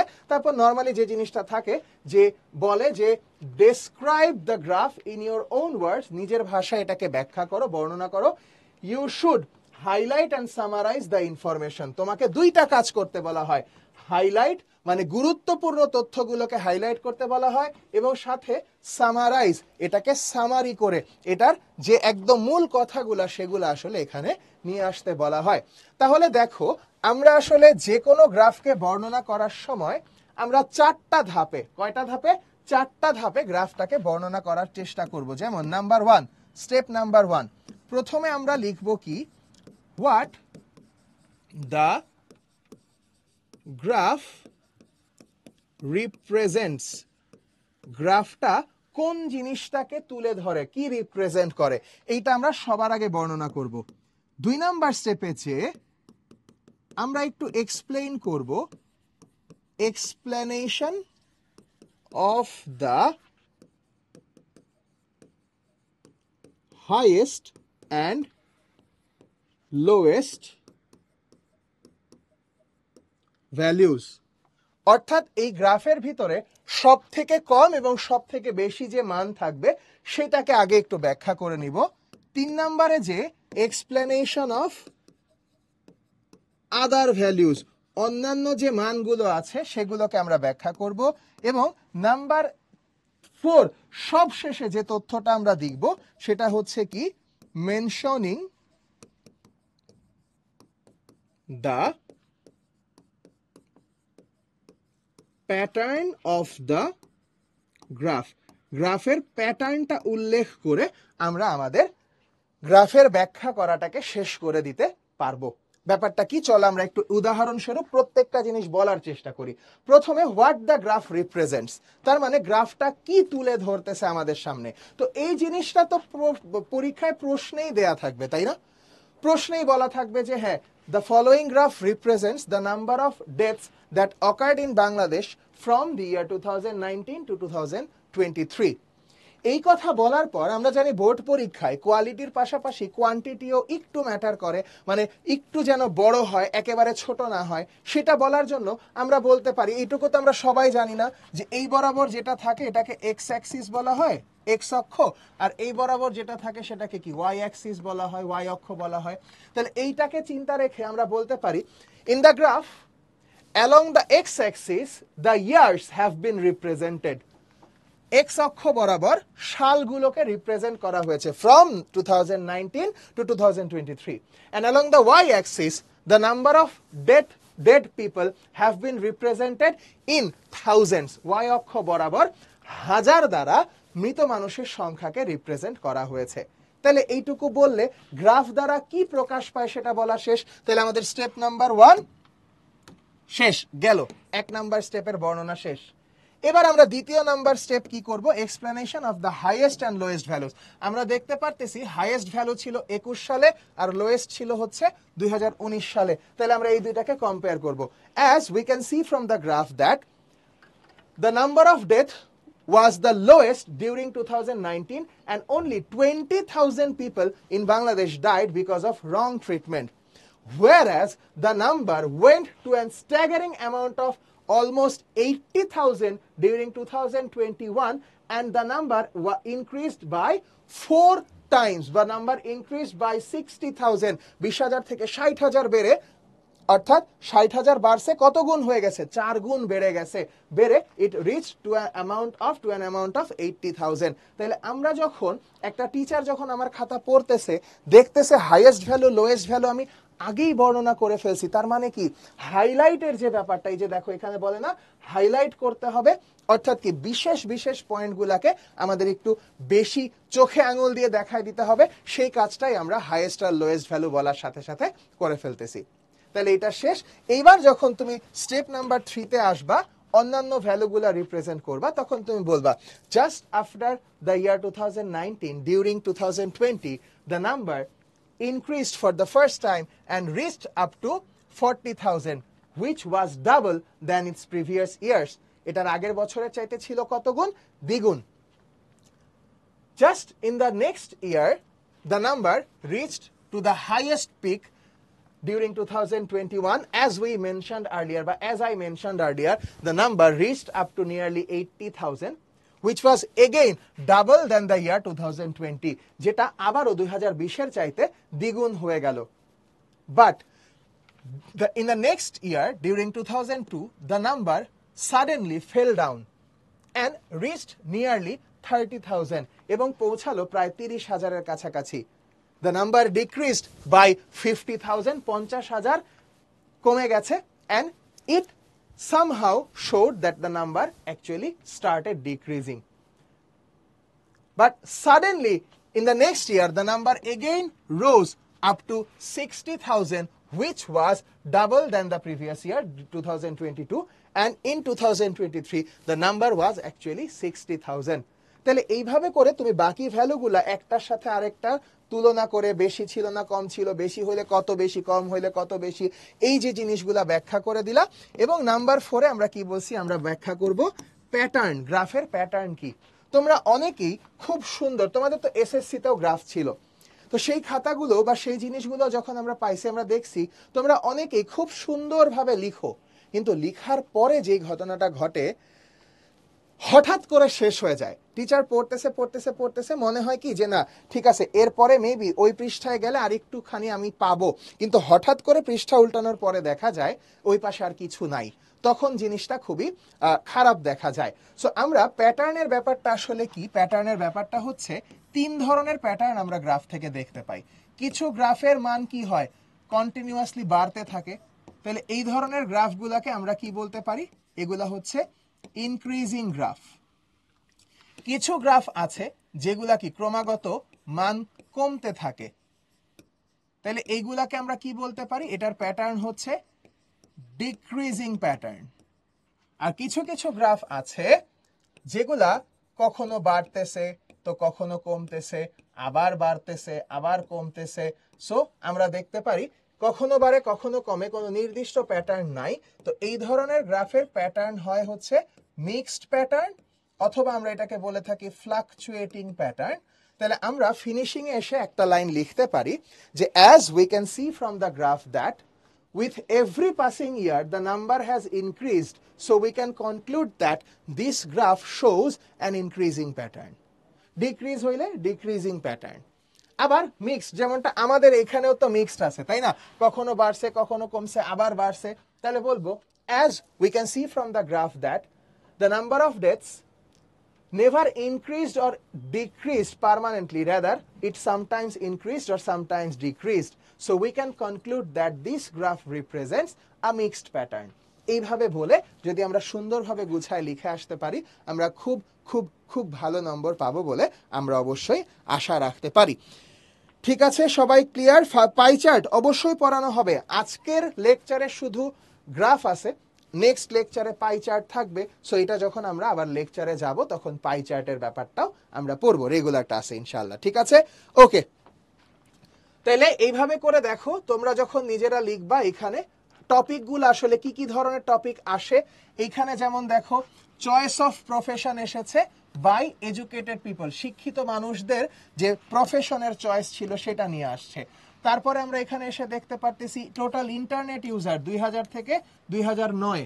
তারপরে দেখো এখানে বলতেছে কি যে users condition of social sites, কোন বয়সী মানুষেরা কি ধরনের সোশ্যাল সাইট ব্যবহার করে, কত পার্সেন্ট, এই জিনিসগুলা। তারপরে হচ্ছে ডিফারেন্ট একাডেমিক এরিয়াস, ঠিক আছে, পাবলিক ইউনিভার্সিটি গত বছরে কোন ধরনের মানে সায়েন্সের কতজন, আর্টসের কতজন, কমার্সের কতজন, এই জিনিসগুলা থেকে একটা দেখাইছে। সো এইভাবে বিভিন্ন জিনিস আসতে পারে। আমরা যে প্যাটার্নটা শিখছি, প্রথমে গ্রাফ দ্বারা কি বোঝানো হয়, তারপরে যে দেখবো আমরা হচ্ছে হাইয়েস্ট ভ্যালু লোয়েস্ট ভ্যালুর ব্যাখ্যা, তারপরে অন্যান্য ভ্যালু, সবার শেষে প্যাটার্ন। এই জিনিসটা ধারাবাহিকতায় লিখে দিয়ে আসতে পারলে ইনশাল্লাহ আমরা খুব ভালো নম্বর পাবো। আর এই জিনিসগুলো থ্রু আউট দ্য কোর্স তোমাদেরকে বারবার বারবার করে কিন্তু প্র্যাকটিস করানো হবে। সো দুশ্চিন্তার কোনো কারণ নাই।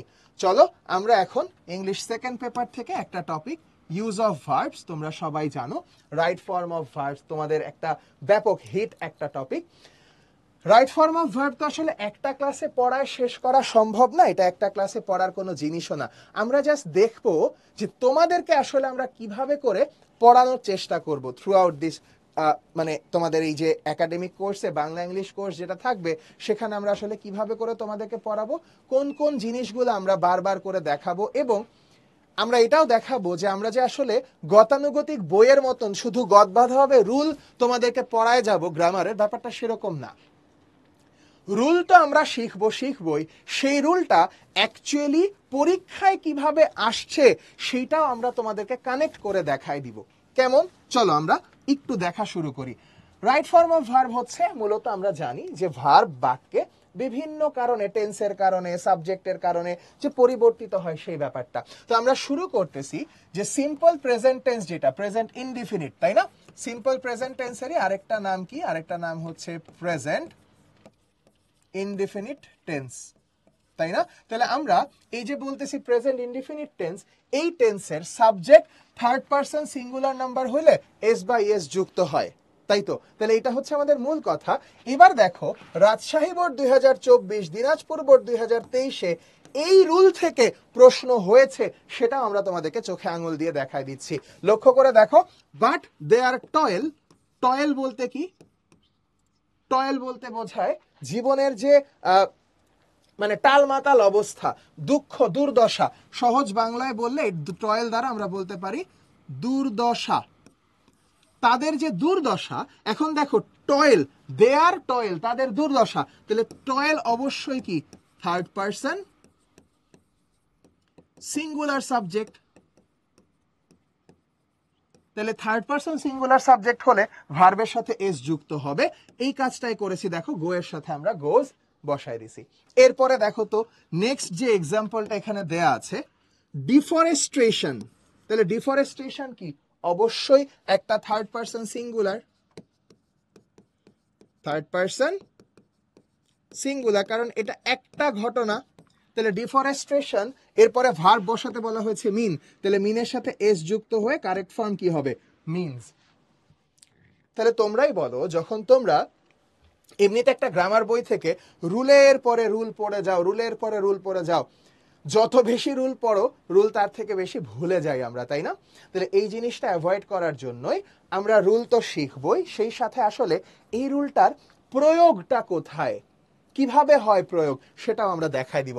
দেখো রুল নাম্বার 2, এখানে এসে আমরা বলতেছি কোন সময়ের উল্লেখ থাকে না এমন সেন্টেন্সে যদি always, regularly, sometimes, often, generally, daily, everyday, occasionally, usually, normally এগুলো থাকে, তাহলে তো সেগুলা কি হয়? সিম্পল প্রেজেন্ট টেন্সে হয়, প্রেজেন্ট ইনডিফিনিট টেন্সে হয়। এটা পরীক্ষায় আসছে। দেখো আলিম 2024-এর যে প্রশ্ন ছিল, অর্থাৎ মাদ্রাসা বোর্ডের যে প্রশ্ন ছিল, সেটা অ্যানালাইসিস করলে আমরা দেখতে পাই এখানে একটা লাইন ছিল, they sometimes dash well in the examination, শূন্যস্থানে বসাতে বলা হয়েছে ডু। এখন এটা তো পাস্টেরও না, প্রেজেন্টেরও না, ফিউচারেরও না, কোনো সময় এইখানে নাই যে ইয়েস্টারডে না টুমরো না টুডে, কিন্তু কিছু নাই, কিন্তু সামটাইমস আছে, যার অর্থ মাঝে মাঝে। তার মানে কি? এটা একটা সাধারণ ঘটনা বোঝাচ্ছে। তাহলে সাধারণ ঘটনায় দে তো প্লুরাল সাবজেক্ট, তাই না? দে হচ্ছে প্লুরাল, প্লুরালের সাথে তার এস বাই এস যুক্ত হবে না, তাহলে নর্মালি ভার্ব যেভাবে আসে সেভাবেই ডু, দেখো ডু আকারেই বসে যাচ্ছে। তারপরে যদি নিচেরটায় দেখি, হি অলওয়েজ, এই যে দেখো এখানে ছিল অলওয়েজ, তাহলে সেই অলওয়েজ থাকার কারণে প্রেজেন্ট ইনডিফিনিট, আর প্রেজেন্ট ইনডিফিনিটে হি তো কি? থার্ড পারসন সিঙ্গুলার, ভার্বের সাথে দেখো এস কিন্তু যুক্ত হচ্ছে। He always needs a company, এই কোম্পানি বলতে সঙ্গ বোঝানো হচ্ছে। মুক্তিলতা বলতেছো গ্রামারে ভয় পাই, ইনশাল্লাহ দেখো এই ভয়টা দূর করার জন্যই আমরা এই কোর্স তোমাদের জন্য নিয়ে আসতেছি।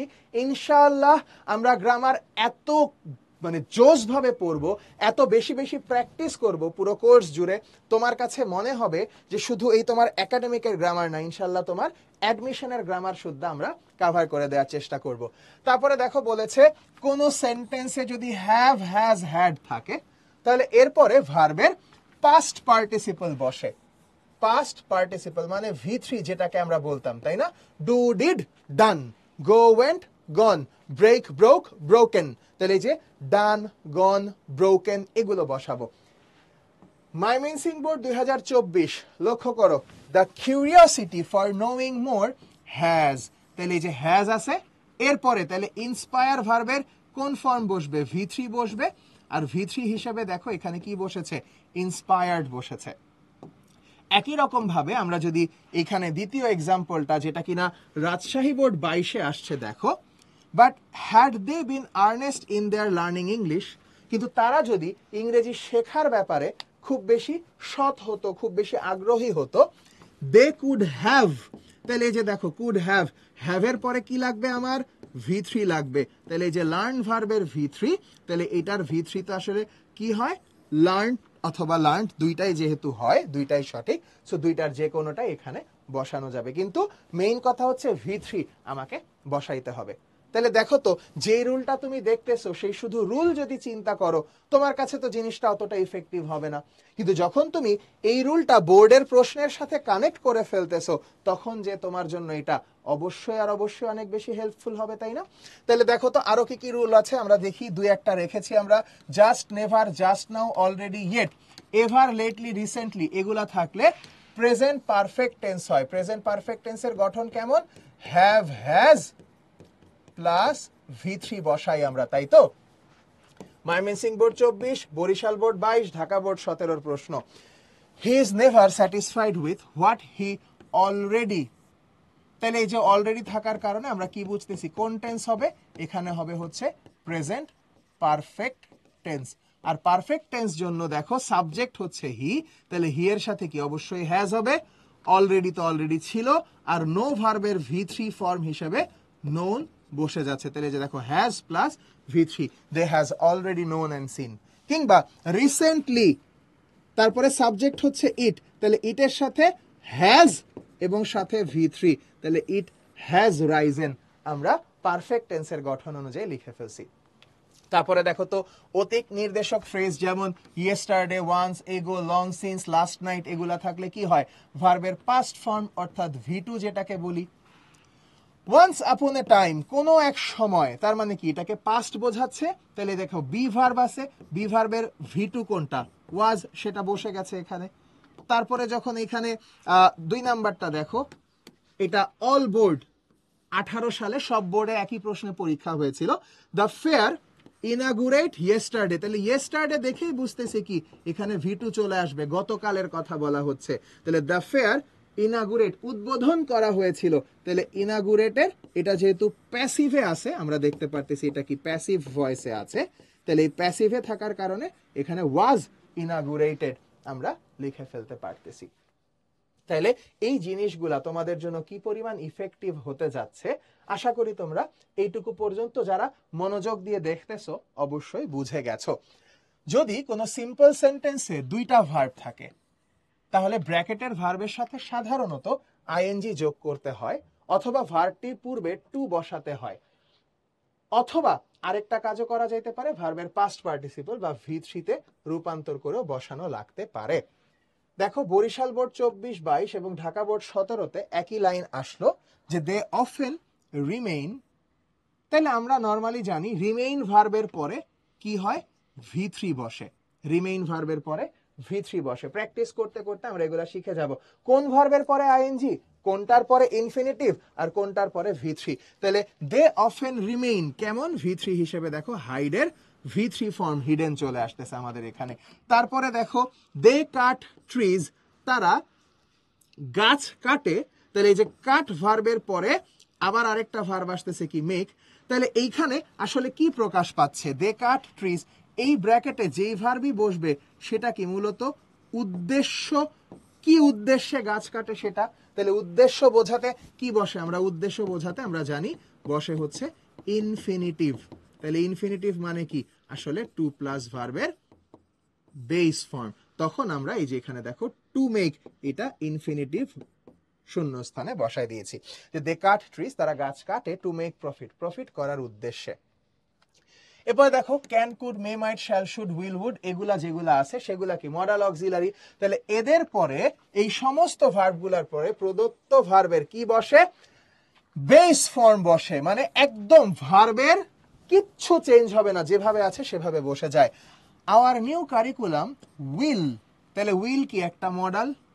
তাহলে মডালের পরে কি বসবে? ভার্ব যা আছে তাই বসবে। তার মানে এনহ্যান্স দেখো অপরিবর্তিত অবস্থায় বসে গেছে। এটা কিন্তু আমাদের পরীক্ষায় আসা মাদ্রাসা বোর্ড 24-এর প্রশ্ন। ঢাকা বোর্ড 23-এ আসছে দেখো, so during this period of life students must not, তাহলে মাস্ট এটাও কি? একটা মডাল।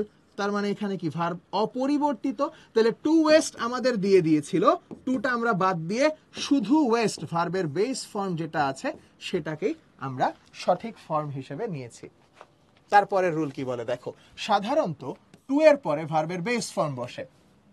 নরমালি আমরা জানি, কারণ টু দ্বারা ইনফিনিটিভ হয়, তাই না? যেমন the king called on him, রাজা তাকে ডেকেছিল to dash about the future, ভবিষ্যৎ সম্পর্কে জানা। তাহলে টু নো ইনফিনিটিভ। এটা ঢাকা বোর্ডের প্রশ্ন 24-এ।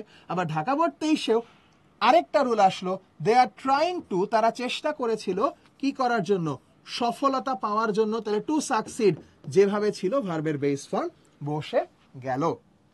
কিন্তু ব্যতিক্রম আছে না ভাইয়া, টু থাকার পরেও অনেক সময় ভার্বের সাথে আইএনজি হয়, উইথ আ ভিউ টু, তাই না? তাহলে দেখো তো, with a view to, look forward to, take to, with an eye to, object to, objection to, opposed to, prefer to, resigned to, accustom to, be use to, get use to, addicted to, admit to, committed to, close to, confess to, devoted to, in a view to, in addition to. এই যে phrase, অর্থাৎ আমরা এতদিন পর্যন্ত শুধু পড়তাম কি দুইটা, উইথ আ ভিউ টু আর লুক ফরওয়ার্ড টু, কিন্তু এর বাহিরে আরো অনেকগুলা ফ্রেজ আছে যেখানে টু থাকা সত্ত্বেও ভার্বের সাথে আইএনজি যুক্ত হবে। যেমনটা দেখো, রাজশাহী বোর্ড 24 কি করলো, the our government offers a lot of opportunities to them with a view two. তাহলে এই যে আমরা পেলাম উইথ আ ভিউ টু, তারপরে আছে এলিমিনেট, তাহলে এলিমিনেটের সাথে আইএনজি যুক্ত হয়ে গেল এলিমিনেটিং। তারপরেরটা দেখো, বরিশাল বোর্ড 24-এ 22-এও আসছে, ঢাকা বোর্ড 17-তেও আসছে। So the concerned authority should be committed two, তাহলে এই যে দেখো বি কমিটেড টু, যেমনটা আমরা এখানে বলছিলাম, এখানে কিন্তু আমাদের এটা উল্লেখ করাই আছে, এই যে দেখো কমিটেড টু। তাহলে কমিটেড টু, তারপরে কি টেক আছে, তাহলে তার সাথে আইএনজি যুক্ত হয়ে কি হয়ে গেল, taking action to protect the Tigers. তাহলে এই যে জিনিসগুলো আসলে রুল, যে রুল শুধু না, রুল আমরা রুল দ্বারা মুখস্থ করলে মনে থাকার সম্ভাবনা কিন্তু খুব কম, ভুলে যাব, এটাই স্বাভাবিক একটা বিষয়। কিন্তু সেটাকে যখন আমরা উদাহরণের সাথে, তাও আবার এমন কোন উদাহরণ না যে যেমন তেমন জাস্ট দেওয়ার জন্য দেয়া হইল, বোর্ড পরীক্ষায় আসা উদাহরণ দিয়ে যখন আমরা প্র্যাকটিস করব, তখন কিন্তু জিনিসটা আমাদের জন্য অনেক সহজ হয়ে যাবে। তারপরে দেখো, টু ছাড়া অন্যান্য কোনো প্রিপোজিশন থাকলে তারপরে যদি কোনো ভার্ব থাকে, তাহলে ভার্বের সাথে আইএনজি যুক্ত করতে হয়। যেমনটা ঢাকা বোর্ড 23-এর প্রশ্নে দেখলাম, ফর আছে, ফরের পরে ভার্ব, তাহলে ভার্বের সাথে আইএনজি যুক্ত হয়ে গেল প্রিপেয়ারিং। তারপরে দেখো, আমরা দেখতে পাচ্ছি কুমিল্লা বোর্ড 24-এর প্রশ্ন, the private university is open to all but has to face tough competition. আবারও ফর, ফরের পরে ভার্ব আছে গেট, তাহলে গেটের সাথে আইএনজি যুক্ত হয়ে এখানে গেটিং হয়ে যাচ্ছে। সহজ না ব্যাপারগুলো এভাবে যখন আমরা পড়বো। আরেকটা দেখো, কোন সিম্পল সেন্টেন্সে যদি দুইটা ভার্ব থাকে, তখন প্রথম ভার্বের স্থানে নিচের ভার্বগুলো যদি থাকে, তাহলে পরবর্তী ভার্বের সাথে আইএনজি। ওই যে আমরা বললাম না, কখন আইএনজি হবে, কখন ইনফিনিটিভ হবে, কখন ভি3 হবে, এগুলো সব আমরা ধরে ধরে পড়াবো। তাহলে ওইটাও আমরা দেখলাম যে ভার্বের যদি এই ভার্বগুলা থাকে, কনসিডার, ডিলে, স্টপ, অ্যাডমিট। তারপরে দেখো, miss, involve, finish, postpone, imagine, avoid, deny, practice, appreciate, enjoy, mind, quit, recall, report, resist, resume, risk, can't help, এগুলা যদি থাকে, তাহলে পরের ভার্বটা আইএনজিতে হবে। যেমনটা we cannot help, we can't help, rely ভার্বের সাথে এবার কি বসে যাচ্ছে, আইএনজি। এটা দিনাজপুর বোর্ড 24-এর প্রশ্ন। প্যারেন্টস নেভার মাইন্ড, মাইন্ড থাকলো, তাহলে তারপরে আছে টেক, টেকের সাথে আইএনজি দিয়ে হয়ে গেল taking. Parents never mind taking pains for the upbringing of their offsprings. পিতামাতারা তাদের সন্তানদের মানে গড়ে তোলার জন্য পেইন নিতে তারা কখনো মন খারাপ করে না, এটা তাদের কিছু যায় আসে না। এইভাবে করে আমরা কিন্তু খুব সহজে রেফারেন্স সহ প্রত্যেকটা জিনিস ধরে ধরে শিখবো, যাতে করে তোমাদের লার্নিংটা ইফেক্টিভ হয়। প্লিজ তোমাদেরকে মাথায় রাখতে হবে, এইচএসসির এই সময়টা খুবই ছোট। যারা 26 ব্যাচ আছে তারা কিন্তু ইতোমধ্যে দুশ্চিন্তায় পড়ে গেছে যে না ঠিক আছে 25 ব্যাচের অ্যাডমিশন শুরু হয়ে গেছে, তার মানে ওদেরও এক পা কিন্তু অ্যাডমিশনে ওরা রেখে ফেলছে। ওরা এখন চিন্তা করতেছে, আচ্ছা আমার তো ফার্স্ট ইয়ারে থাকতে আমি বাংলা ইংলিশে তেমন একটা গুরুত্ব দেই নাই, তাহলে আমি কি আসলেও কাভার করে ফেলতে পারবো? চিন্তা করে দেখো, এত হিউজ গ্রামারের সিলেবাস, তার পাশাপাশি কি রাইটিং আছে। রাইটিং এর ক্লাস যখন আমরা দেখব, ফ্রি হ্যান্ড রাইটিং এর দেখব, আগে যেমন কন্টিনিউয়াস কি হইতো, রেগুলার গদবাধা কিছু টপিক আসতো, লোডশেডিং বা হচ্ছে কথার কথা tree plantation, road accident, traffic jam, হ্যাঁ এই ধরনের টপিক কিন্তু এখন আর আসতেছে না, অনেক স্মার্ট স্মার্ট টপিক আসতেছে। তাহলে এগুলোর যদি প্র্যাকটিস এখন থেকে আমরা না করি, তাহলে বলো অ্যাকচুয়াল পরীক্ষার আগে আমাদেরও দুশ্চিন্তা পড়ে যাবে না? তাই 27 ব্যাচ তোমাদের জন্য এটা কিন্তু একটা সুবর্ণ সুযোগ। ফার্স্ট ইয়ারের একদম শুরু থেকে যেই সময়ে আসলে অন্যান্যরা একটু রিল্যাক্সে থাকবে, সেই সময়টায় তুমি যেহেতু তোমার এখন পড়াশোনার চাপ তুলনামূলক কম, কলেজ যেহেতু কেবল শুরু হচ্ছে ভাব, সেই সময়ে যদি তুমি অল্প কিছু সময়ের মধ্যে ইংলিশ বাংলার পুরা কোর্সটা শেষ করে একটা স্ট্রং বেসিক গড়ে তুলতে পারো, তাহলে কিন্তু তোমরা খুব ভালোভাবে বোর্ড পরীক্ষা, এবং আমরা তো বলেইছি আমরা অ্যাডমিশনকে টার্গেট রেখেও তোমাদেরকে পড়াবো, সেই জায়গায় কিন্তু ব্যাপক একটা উপকার তোমরা পাবা। আরো একটা রুল আছে, দেখো বলেছে অ্যামিজার ওয়াজ ওয়্যার, তাই না? অ্যামিজার ওয়াজ ওয়্যার, এদেরকে আমরা কি বলি? টু বি ভার্ব বলি। কিন্তু এরপরে যখন প্যাসিভ ভয়েস হয়, তাহলে ব্র্যাকেটের ভার্বটা কি হয়ে যায়? পাস্ট পার্টিসিপল V3 হয়। প্যাসিভে আমরা বি ভার্বের পরে তো অবশ্যই কি বসাই? V3 বসাই, এটা তো আমরা সবাই জানি। যেমন আই ইট রাইস, তাহলে ইট প্যাসিভে গেলে হয়ে যায় rice is eaten by me, তাই না? যেমনটা ধরো they are hardly dash in the open. Open বলতে কি? ওপেন বলতে এখানে খোলা জায়গা বোঝাচ্ছে। তাহলে তাদেরকে খোলা জায়গায় দেখা যায় না বললেই চলে। তাহলে এই যে দেখো বি ভার্ব, তাহলে তারা দেখে না, তাদেরকে দেখা যায়। তাহলে তাদেরকে দেখা যায় আমরা বুঝতেছি এখানে কি রকম একটা অর্থ আছে? প্যাসিভ আছে। তাহলে এইখানে সি ভার্বের কি বসবে? V3 বসবে। দেখো দে আর হার্ডলি সিন। এটা দুই জায়গায়, বরিশাল বোর্ড 24, ঢাকা বোর্ড 17-তে একই প্রশ্ন রিপিট কিন্তু হচ্ছে, একই রুল রিপিট হচ্ছে। দেন আসো, it is dash the seed of time life. It is dash the seed of time of life, অর্থাৎ জীবনের সময়ের বীজ বলা হয় এটাকে। তাহলে এটা বলে নাকি এটাকে বলা হয়? বলা হয় মানেই আমরা বুঝতেছি কি এখানে একটা প্যাসিভ টোন আছে, আর প্যাসিভ হলেই বি ভার্বের পরে কি হয়ে যাবে ভাইরা? V3 বসে যাবে। তাহলে এখানে কল্ড হবে সঠিক উত্তর। It is called the seed time of life.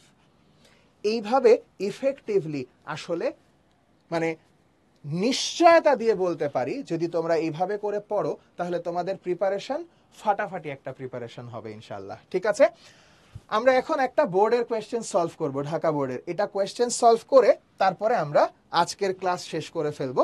ঠিক আছে, আসো তো আমরা দেখি। Once upon a time there dash a king. তাহলে এই যে দেখো তো ওয়ান্স আপন এ টাইম, এইটা দেখে বুঝতেছি কি এখানে পাস্ট ইনডিফিনিট হবে। তাহলে পাস্ট ইনডিফিনিটে ভার্ব হয় কি? V2। তাহলে এখানে কি হবে? Once upon a time there was a king who was very fond of. তাহলে এইখানে আরেকটা ইন্টারেস্টিং রুল কিন্তু চলে আসতেছে। দেখো আমরা বলেছিলাম টু বাদে অন্যান্য যে কোনো প্রিপোজিশন থাকলে সেই প্রিপোজিশনের পরে ভার্বের কোন ফর্ম হবে? আইএনজি ফর্ম হবে। তাহলে ফন্ড অফ, নো এর সাথে আইএনজি, তাহলে কি হবে? Fond of knowing. A king who was very fond of knowing his future from the astrologers. Astrologers কারা? জ্যোতির্বিদ যারা, ভবিষ্যৎবাণী যারা করে, তাই না? জ্যোতিষী। তাহলে জ্যোতিষীদের কাছ থেকে তিনি ভবিষ্যৎ জানার ব্যাপারে খুবই আগ্রহ ছিলেন। Very good Habiba. শ্রুতি বলতেছো তুমি 26-এর কোর্সে ভর্তি হতে পারবা কিনা? পারবা না ব্যাপারটা তা না। তুমি যদি মনে করো যে না ঠিক আছে আমার বাংলা ইংলিশ কোর্স করতে হবে, তাহলে তুমি কোর্সে ভর্তি হতে পারবা, ভর্তি ওপেন আছে। ওকে, আমরা দেখতে পারতেছি সায়েম, তন্ময়, হৃদয়, সীমা, ভেরি গুড, তোমরা সঠিক উত্তর দিচ্ছ মাশাআল্লাহ। আমাদের সাবিত, এক্স্যাক্টলি যারা ফ্রি কোর্সে তোমাদেরকে ক্লাস নিচ্ছেন তারাই তোমাদের মেইন কোর্সেও ক্লাস নেবেন। আচ্ছা, তারপরে দেখো তো এখানে কি বলতেছে? A famous astrologer dash at his capital on his way to home. তাহলে আমরা পাস্টের কথা বলতেছি, বলতে বলতে বললাম একজন বিখ্যাত জ্যোতির্বিদ, জ্যোতিষী থেমেছিলেন, তাই না? তার শহরে, তার রাজধানীতে। কার? ওই রাজার রাজধানীতে। তাহলে এখানে আমরা কি বুঝতেছি? সিম্পল পাস্ট হবে। তাহলে এখানে স্টপ থেকে হয়ে যাবে stopped. A famous astrologer stopped, তিনি থেমেছিলেন। ভেরি গুড হাবিবা, মাশাআল্লাহ। আসলাম, এই ক্লাস ফেসবুকে ইউটিউবে পাওয়া যাবে। আজকের ফ্রি ক্লাসটাই শুধু পাওয়া যাবে, মেইন কোর্সের ক্লাস আমরা অন্য কোথাও পাবো না, আমাদের যে উদ্ভাসের পোর্টাল সেখানে ছাড়া আর কোথাও পাওয়া যাবে না। The king called on him, ডেকেছিল টু, আজকের রুলেই কিন্তু আমরা পড়ছি, তাই না? ইন্টারেস্টিং লাগতেছে না? আজকে রুল পড়ছি, কানেক্ট করে করে পড়ছি, এবং তারপরে আমরা দেখতে পারতেছি কি সুন্দর করে মিলে যাচ্ছে। তাহলে টু আছে, নর্মালি সাধারণ টু এর পরে ভার্বের বেস ফর্ম বসে, তাহলে নো আছে যেভাবে সেভাবেই বসে যাবে। কল্ড অন হিম, তাকে ডেকে পাঠালেন জানার জন্য, টু নো, উদ্দেশ্য বোঝাতে। About the future and the astrologer, তাহলে অ্যান্ড যেহেতু বলছে, অ্যান্ড বলছে তার মানে কি আসলে আমরা বুঝতে পারতেছি অ্যান্ড এর দুই পাশে তো একই টেন্স হয়, তাহলে এই পাশে পাস্ট ইনডিফিনিট আছে কল্ড অন, তাহলে এখানেও কি হবে পাস্ট ইনডিফিনিট, তার মানে কি ভি2 হবে, তাহলে টেল থেকে হয়ে যাবে told. And the astrologer told him something unpleasant, এবং জ্যোতিষী তাকে কিছু একটা বলল যেটা তার পছন্দ হয় না, আনপ্লিজেন্ট ছিল তার জন্য। ভেরি গুড মোসান্না, ফাতেমা, হাবিবা ভাইয়া টেল হবে না, টোল্ড হবে, তাই না? টোল্ড হবে। ওকে, ভেরি গুড। এ পাশে দেখতে পারতেছি কথা, সায়েম, ভেরি গুড। অনুসন্ধিত সুমন এই আইডি থেকে দেখতে পারতেছি উত্তর দিয়েছো। জান্নাতারা, ভেরি গুড, মাশাআল্লাহ, এক্সেলেন্ট। সো এরপরে দেখো অ্যাট দিস, এটাতে এই যে তাকে একটা আনপ্লেজেন্ট জিনিস বললো, এটাতে রাজা কি হইল? দ্য কিং ড্যাশ ফিউরিয়াস, তাহলে পাস্টেই তো হচ্ছে সবকিছু, সাধারণ পাস্টে, তাহলে ভি2, তাহলে দ্য কিং গেট থেকে হয়ে যাবে goat furious and dash him to death. তাহলে এই যে আমরা একটু আগে যে কথাটা বললাম যে অ্যান্ড এর দুই পাশে একই টেন্স হয়, তাহলে অ্যান্ড এর এইখানে ভি2 হইলে এইখানেও কি হবে? ভি2ই হবে। তাহলে কন্ডেম বলতে, তাহলে এখানে কন্ডেমড হয়ে যাবে, DEMNED, condemned him to death, তাকে মৃত্যুর আদেশ দিলেন, সেইং, এই কথা বলে, মেন লাইক ইউ, তোমার মতন মানুষেরা, dash to spoil peace of the world, তোমার মতন মানুষেরা, যেহেতু দেখো এখানে কোটেশন চলে আসছে, তাই না? কোটেশন চলে আসছে, তার মানে আমরা বুঝতেছি কি এটা ডিরেক্ট স্পিচ। তাহলে ডিরেক্ট স্পিচে রাজা তখন প্রেজেন্ট টেন্সে বলছে না, তাহলে মেন লাইক ইউ, ইউ কি আবার, ইউ হচ্ছে সেকেন্ড পারসন, তাহলে সেকেন্ড পারসনের সাথে তো আর এস বাই এস যুক্ত হয় না, তাহলে মেন লাইক ইউ, এখানে কি আছে? লিভ, যেভাবে আছে লিভই বসে যাবে। মেন লাইক ইউ লিভ, বাঁচি to spoil the peace of the world, পৃথিবীর শান্তি নষ্ট করার জন্য। বাট অ্যানাদার থট, কিন্তু আরেকটা চিন্তা, অ্যানাদার থট, আরেকটা চিন্তা, ড্যাশ ক্রস হিজ মাইন্ড, তার মানে কি? তার মনে চলে আসলো, before the astrologer dash for execution. লক্ষ্য করে দেখো এইখানে দুইটা ব্যাপার আছে, ওই যে আমরা বিফোর আফটারের রুল পড়ছিলাম, মনে আছে? বিফোর এর আগে কি হয় বলতো? পাস্ট পারফেক্ট হয়, আর পরে পাস্ট ইনডিফিনিট হয়। আমরা এটাও পড়েছিলাম, আফটারের পরে পাস্ট পারফেক্ট হয় এবং আগে হয় পাস্ট ইনডিফিনিট। তাহলে দেখো তো এখানে বিফোর দ্বারা দুইটা কাজ যুক্ত হয়েছে না? এইখানে বলছে কি বিফোর, তাহলে এখানে বিফোর দিয়ে আমরা দেখতে পারতেছি বিফোর দ্বারা, বিফোরের আগে একটা কাজ হয়েছে, সেটা কি? তার মাথায় একটা চিন্তা আসছে, এটা কি আগে আসছে, আর বিফোর দ্য অ্যাস্ট্রোলজার, জ্যোতিষীকে এক্সিকিউশন, এক্সিকিউশন মানে মৃত্যু আদেশ, তাহলে মৃত্যু আদেশ ফাঁসিতে দেওয়ার আগে, মানে যখন অ্যাস্ট্রোলজারকে, জ্যোতিষীকে ফাঁসিতে পাঠাইছে তার আগে তার মনে আরেকটা চিন্তা আসছে, তাহলে বিফোরের আগে হচ্ছে পাস্ট পারফেক্ট, তাহলে এখানে পাস্ট পারফেক্ট বলতে কি? Had crossed. Another thought had crossed his mind before the astrologer sent for execution. Astrologer কি নিজে নিজেই গেছে মৃত্যু আদেশ ভোগ করতে, নাকি তাকে পাঠানো হয়েছে? তাহলে অ্যাস্ট্রোলজারকে কি করা হয়েছে? পাঠানো হয়েছে। পাঠানো হয়েছে, এই অর্থটা কি? প্যাসিভ না ভাইয়ারা? তাহলে যদি প্যাসিভ হয়, প্যাসিভে তাহলে কি হবে? ওয়াজ সেন্ট তাইলে বি ভার্ব হিসাবে পাস্ট টেন্সে আসবে ওয়াজ, আর ওয়াজের পরে V3 হয়ে যাবে ওয়াজ সেন্ট। অ্যাস্ট্রোলজারকে এক্সিকিউশনে ফাঁসিতে পাঠানোর আগে তার মাথায় আরেকটা চিন্তা চলে আসছে। কি সেই চিন্তা?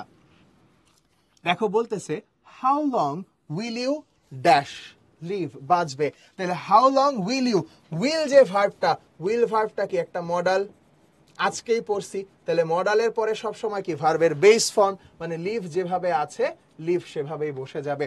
How long will you live, এটা বলতেছে আমাদের কাছে। তারপরে বলতেছে উইথ রেডি উইট। এই উইট মানে কি? উইট মানে জ্ঞান, বুদ্ধি, তীক্ষ্ণতা। তাহলে উইথ রেডি উইট, উপস্থিত বুদ্ধি দিয়ে, the astrologer said the stars, stars দেখো স্টার্স কি থার্ড পারসন হইলেও এটা কি প্লুরাল, তাহলে প্লুরালের সাথে এস বা ইএস যুক্ত হবে? হবে না। The stars declare that, stars declare করেছে যে। এখন কেউ যদি মনে করে যে ভাইয়া এইখানে আমি ডিক্লেয়ার্ড কেন বলবো না, কারণ দেখো পরে the stars declare that I shall die, এখানে ফিউচার আছে, তাহলে ফিউচারের জন্য আমরা ওইখানে আসলে পাস্ট দিব না, প্রেজেন্টেই লাগবো। The stars declare that I shall die only a week before your majesty. চিন্তা করো, সে বুদ্ধি দিয়ে কি বলল যে তারারা বলতেছে আমার মৃত্যু হবে আপনার মৃত্যুর ঠিক 1 সপ্তাহ আগে। তার মানে রাজা এবার ভয় পেয়ে গেছে, আজকে যদি ওকে মেরে ফেলি তাহলে তো 1 সপ্তাহ পরে আমিও মরে যাইতে পারি। এই চিন্তা থেকে তখন কি হইল দেখো ভাইয়ারা, ড্যাশ দিস। তাহলে এই যে দিস, এটা একটা প্রোনাউন, তার সামনে যখন এটা শুনে, এটা শুনে, তাহলে শুনে অর্থে হেয়ার থেকে কি হয়ে যাবে হেয়ারিং দিস। এটা শুনে hearing this the king turned পেল লাইক আ ডেড ম্যান। পেল মানে ফ্যাকাশে, তার মুখে থেকে সব আনন্দ খুশি উত্তেজনা সব চলে গেল। তারপরে সে চিৎকার করে বলল ড্রাইভ দিস রেচ অ্যাওয়ে, এই অকর্মাকে আমার থেকে নিয়ে চলে যাও। লেট হিম, এই যে লেট ভার্বের পরে সদা সর্বদা ভার্বের বেস ফর্ম হয়, তাহলে লেট হিম, এখানে কাম তো বসার কথা normally, let him come here again, কিন্তু আসলে রাজা কি বলছে, তাকে আর এখানে আসতে দিও না। সেই অর্থে আমরা শুধু কাম না বসায় এখানে ভার্বের বেস ফর্ম তো বসাবো, ঠিক আছে, কিন্তু সেটাকে নেগেটিভে, let him not come here again, তাকে আর কখনো এখানে আসতে দিও না। এখানে দেখো আমরা সবগুলার উত্তরও এভাবে করে লিখে রাখছি, ঠিক আছে, তোমরা এখান থেকে মিলায় নিতে পারো, এবং তোমাদের প্র্যাকটিসের জন্য আমরা আরো অনেক কিছু উত্তর সহ এভাবে করে তোমাদেরকে রেগুলার বেসিসে দিয়ে দিব। তাহলে আজকে আমরা সেকেন্ড পেপারে যা শিখেছি সেটার উপর ডিপেন্ড করে 2টা কুইজ দিয়ে আমরা আমাদের আজকের ক্লাসটা শেষ করে দিই। চলো, এখানে বলেছে ইয়েস্টারডে, গতকাল একটা অ্যাক্সিডেন্ট ঘটেছে, অ্যান অ্যাক্সিডেন্ট ড্যাশ ইয়েস্টারডে। তাহলে গতকাল দেখে তো বুঝতেছি পাস্ট টেন্স হবে, পাস্ট টেন্সে হলেও অ্যাক্টিভে হবে নাকি প্যাসিভে হবে, কি মনে হয় তোমাদেরকে? দেখি তো, তাইলে তোমরা যারা ফেসবুকে ক্লাস করছো তারা চিন্তা করো, আর যারা এখানে পোর্টালে ক্লাস করতেছো তাদের পোলটা দিয়ে দেখি কি কতটুকু পারো তোমরা। ভেরি গুড হাফসা, তুমি আগেই বলেছিলে নট কাম। জান্নাতারা, তারপরে সাইম, হাফসা বিনতে নাসির, দেন দেখতেছিলাম হচ্ছে, আচ্ছা আমাদের রাকিব ভাইয়াও ক্লাস দেখতেছে, মাশাআল্লাহ, ভেরি গুড। আচ্ছা ওয়াজ অকার্ড বলতেছি তাই তো, আচ্ছা ব্যাপারটা তাহলে আমি বুঝতেই পারতেছি যে তোমাদের আসলে এখানে বোঝার ঘাটতিটা আসলে কোথায়। আমরা পোলটা এন্ড করে দিচ্ছি, আমরা দেখতে পারতেছি ম্যাক্সিমামই অ্যান্সার করেছো ওয়াজ অকার্ড, বাট আসলে এখানে সঠিক উত্তর হবে শুধু অকার্ড। আমরা মাথায় রাখবো সব সময় অকার কিংবা হ্যাপেন, ঘটে যাওয়া অর্থে অকার বা হ্যাপেন এই ভার্বের কখনো প্যাসিভ হয় না। অকার মানে কোনো কিছু ঘটে যাওয়া, যেটা একা একাই ঘটে যায়। চিন্তা করে দেখো তো, অ্যাক্সিডেন্ট যখন ঘটে, অ্যাক্সিডেন্ট কি একাই ঘটে না কেউ অ্যাক্সিডেন্ট ঘটায়? অ্যাক্সিডেন্টকে কি ঘটানো যায়? যেটা ইচ্ছা করে তুমি ঘটাবা সেটাকে কি আর অ্যাক্সিডেন্ট বলা যাবে? এটা তো প্রি প্ল্যান্ড একটা ঘটনা হয়ে যাবে, তাই না? তাহলে যেই জিনিসগুলো একা একাই ঘটে যায়, হ্যাঁ, সৃষ্টিকর্তার মাধ্যমে বা ন্যাচারাল প্রসেসে একা একাই ঘটে যায়, সেগুলোর ক্ষেত্রে হ্যাপেন, অকার, এগুলার ক্ষেত্রে আমরা কখনোই প্যাসিভ করি না। জাস্ট সিম্পল পাস্টে অকার থেকে অকার্ড, ভি2 হিসেবে এখানে অকার্ড বসে যাবে। তো সেই জন্য অপশন এ হচ্ছে আমাদের সঠিক উত্তর। আমরা মাত্র 4 জন মানুষ এখান থেকে দেখতে পাচ্ছি সঠিক উত্তর দিয়েছিল তোমাদের মধ্যে, পোর্টালে যারা আছো, তারিফ, মুসান্না, সাবিত এবং মুক্তিলতা। মাশাআল্লাহ, ভেরি গুড। আমি এই পাশে ফেসবুকে দেখতে পারতেছি জান্নাতারা, দিলরুবা, তারপর হাফসা, দেন হচ্ছে শুয়াইব, খাদিজা ভুল বলে ফেলেছি ভাইয়া, হ্যাঁ ঠিক আছে। লাস্ট একটা কুইজই আছে আজকে। We are very dash about her behaviour. আমরা তার ব্যবহারের ব্যাপারে বা ব্যবহারের প্রতি, ব্যবহার নিয়ে অনেক বেশি, এখানে ভার্ব হিসেবে কনসার্নের কোনো একটা কিছুকে বসাতে বলেছে, মানে আমরা এই ব্যাপারটা নিয়ে অনেক বেশি গুরুত্ব দিচ্ছি, গুরুত্ব দেখাচ্ছি, ঠিক আছে? তাহলে এই জায়গায় এটা অ্যাক্টিভ না প্যাসিভ কি হবে? আমাদের ক্লাস আর 2 মিনিটের মধ্যেই শেষ হয়ে যাবে, ঠিক আছে? আমরা তারপরে একবারে মাগরিবের নামাজে চলে যেতে পারবো।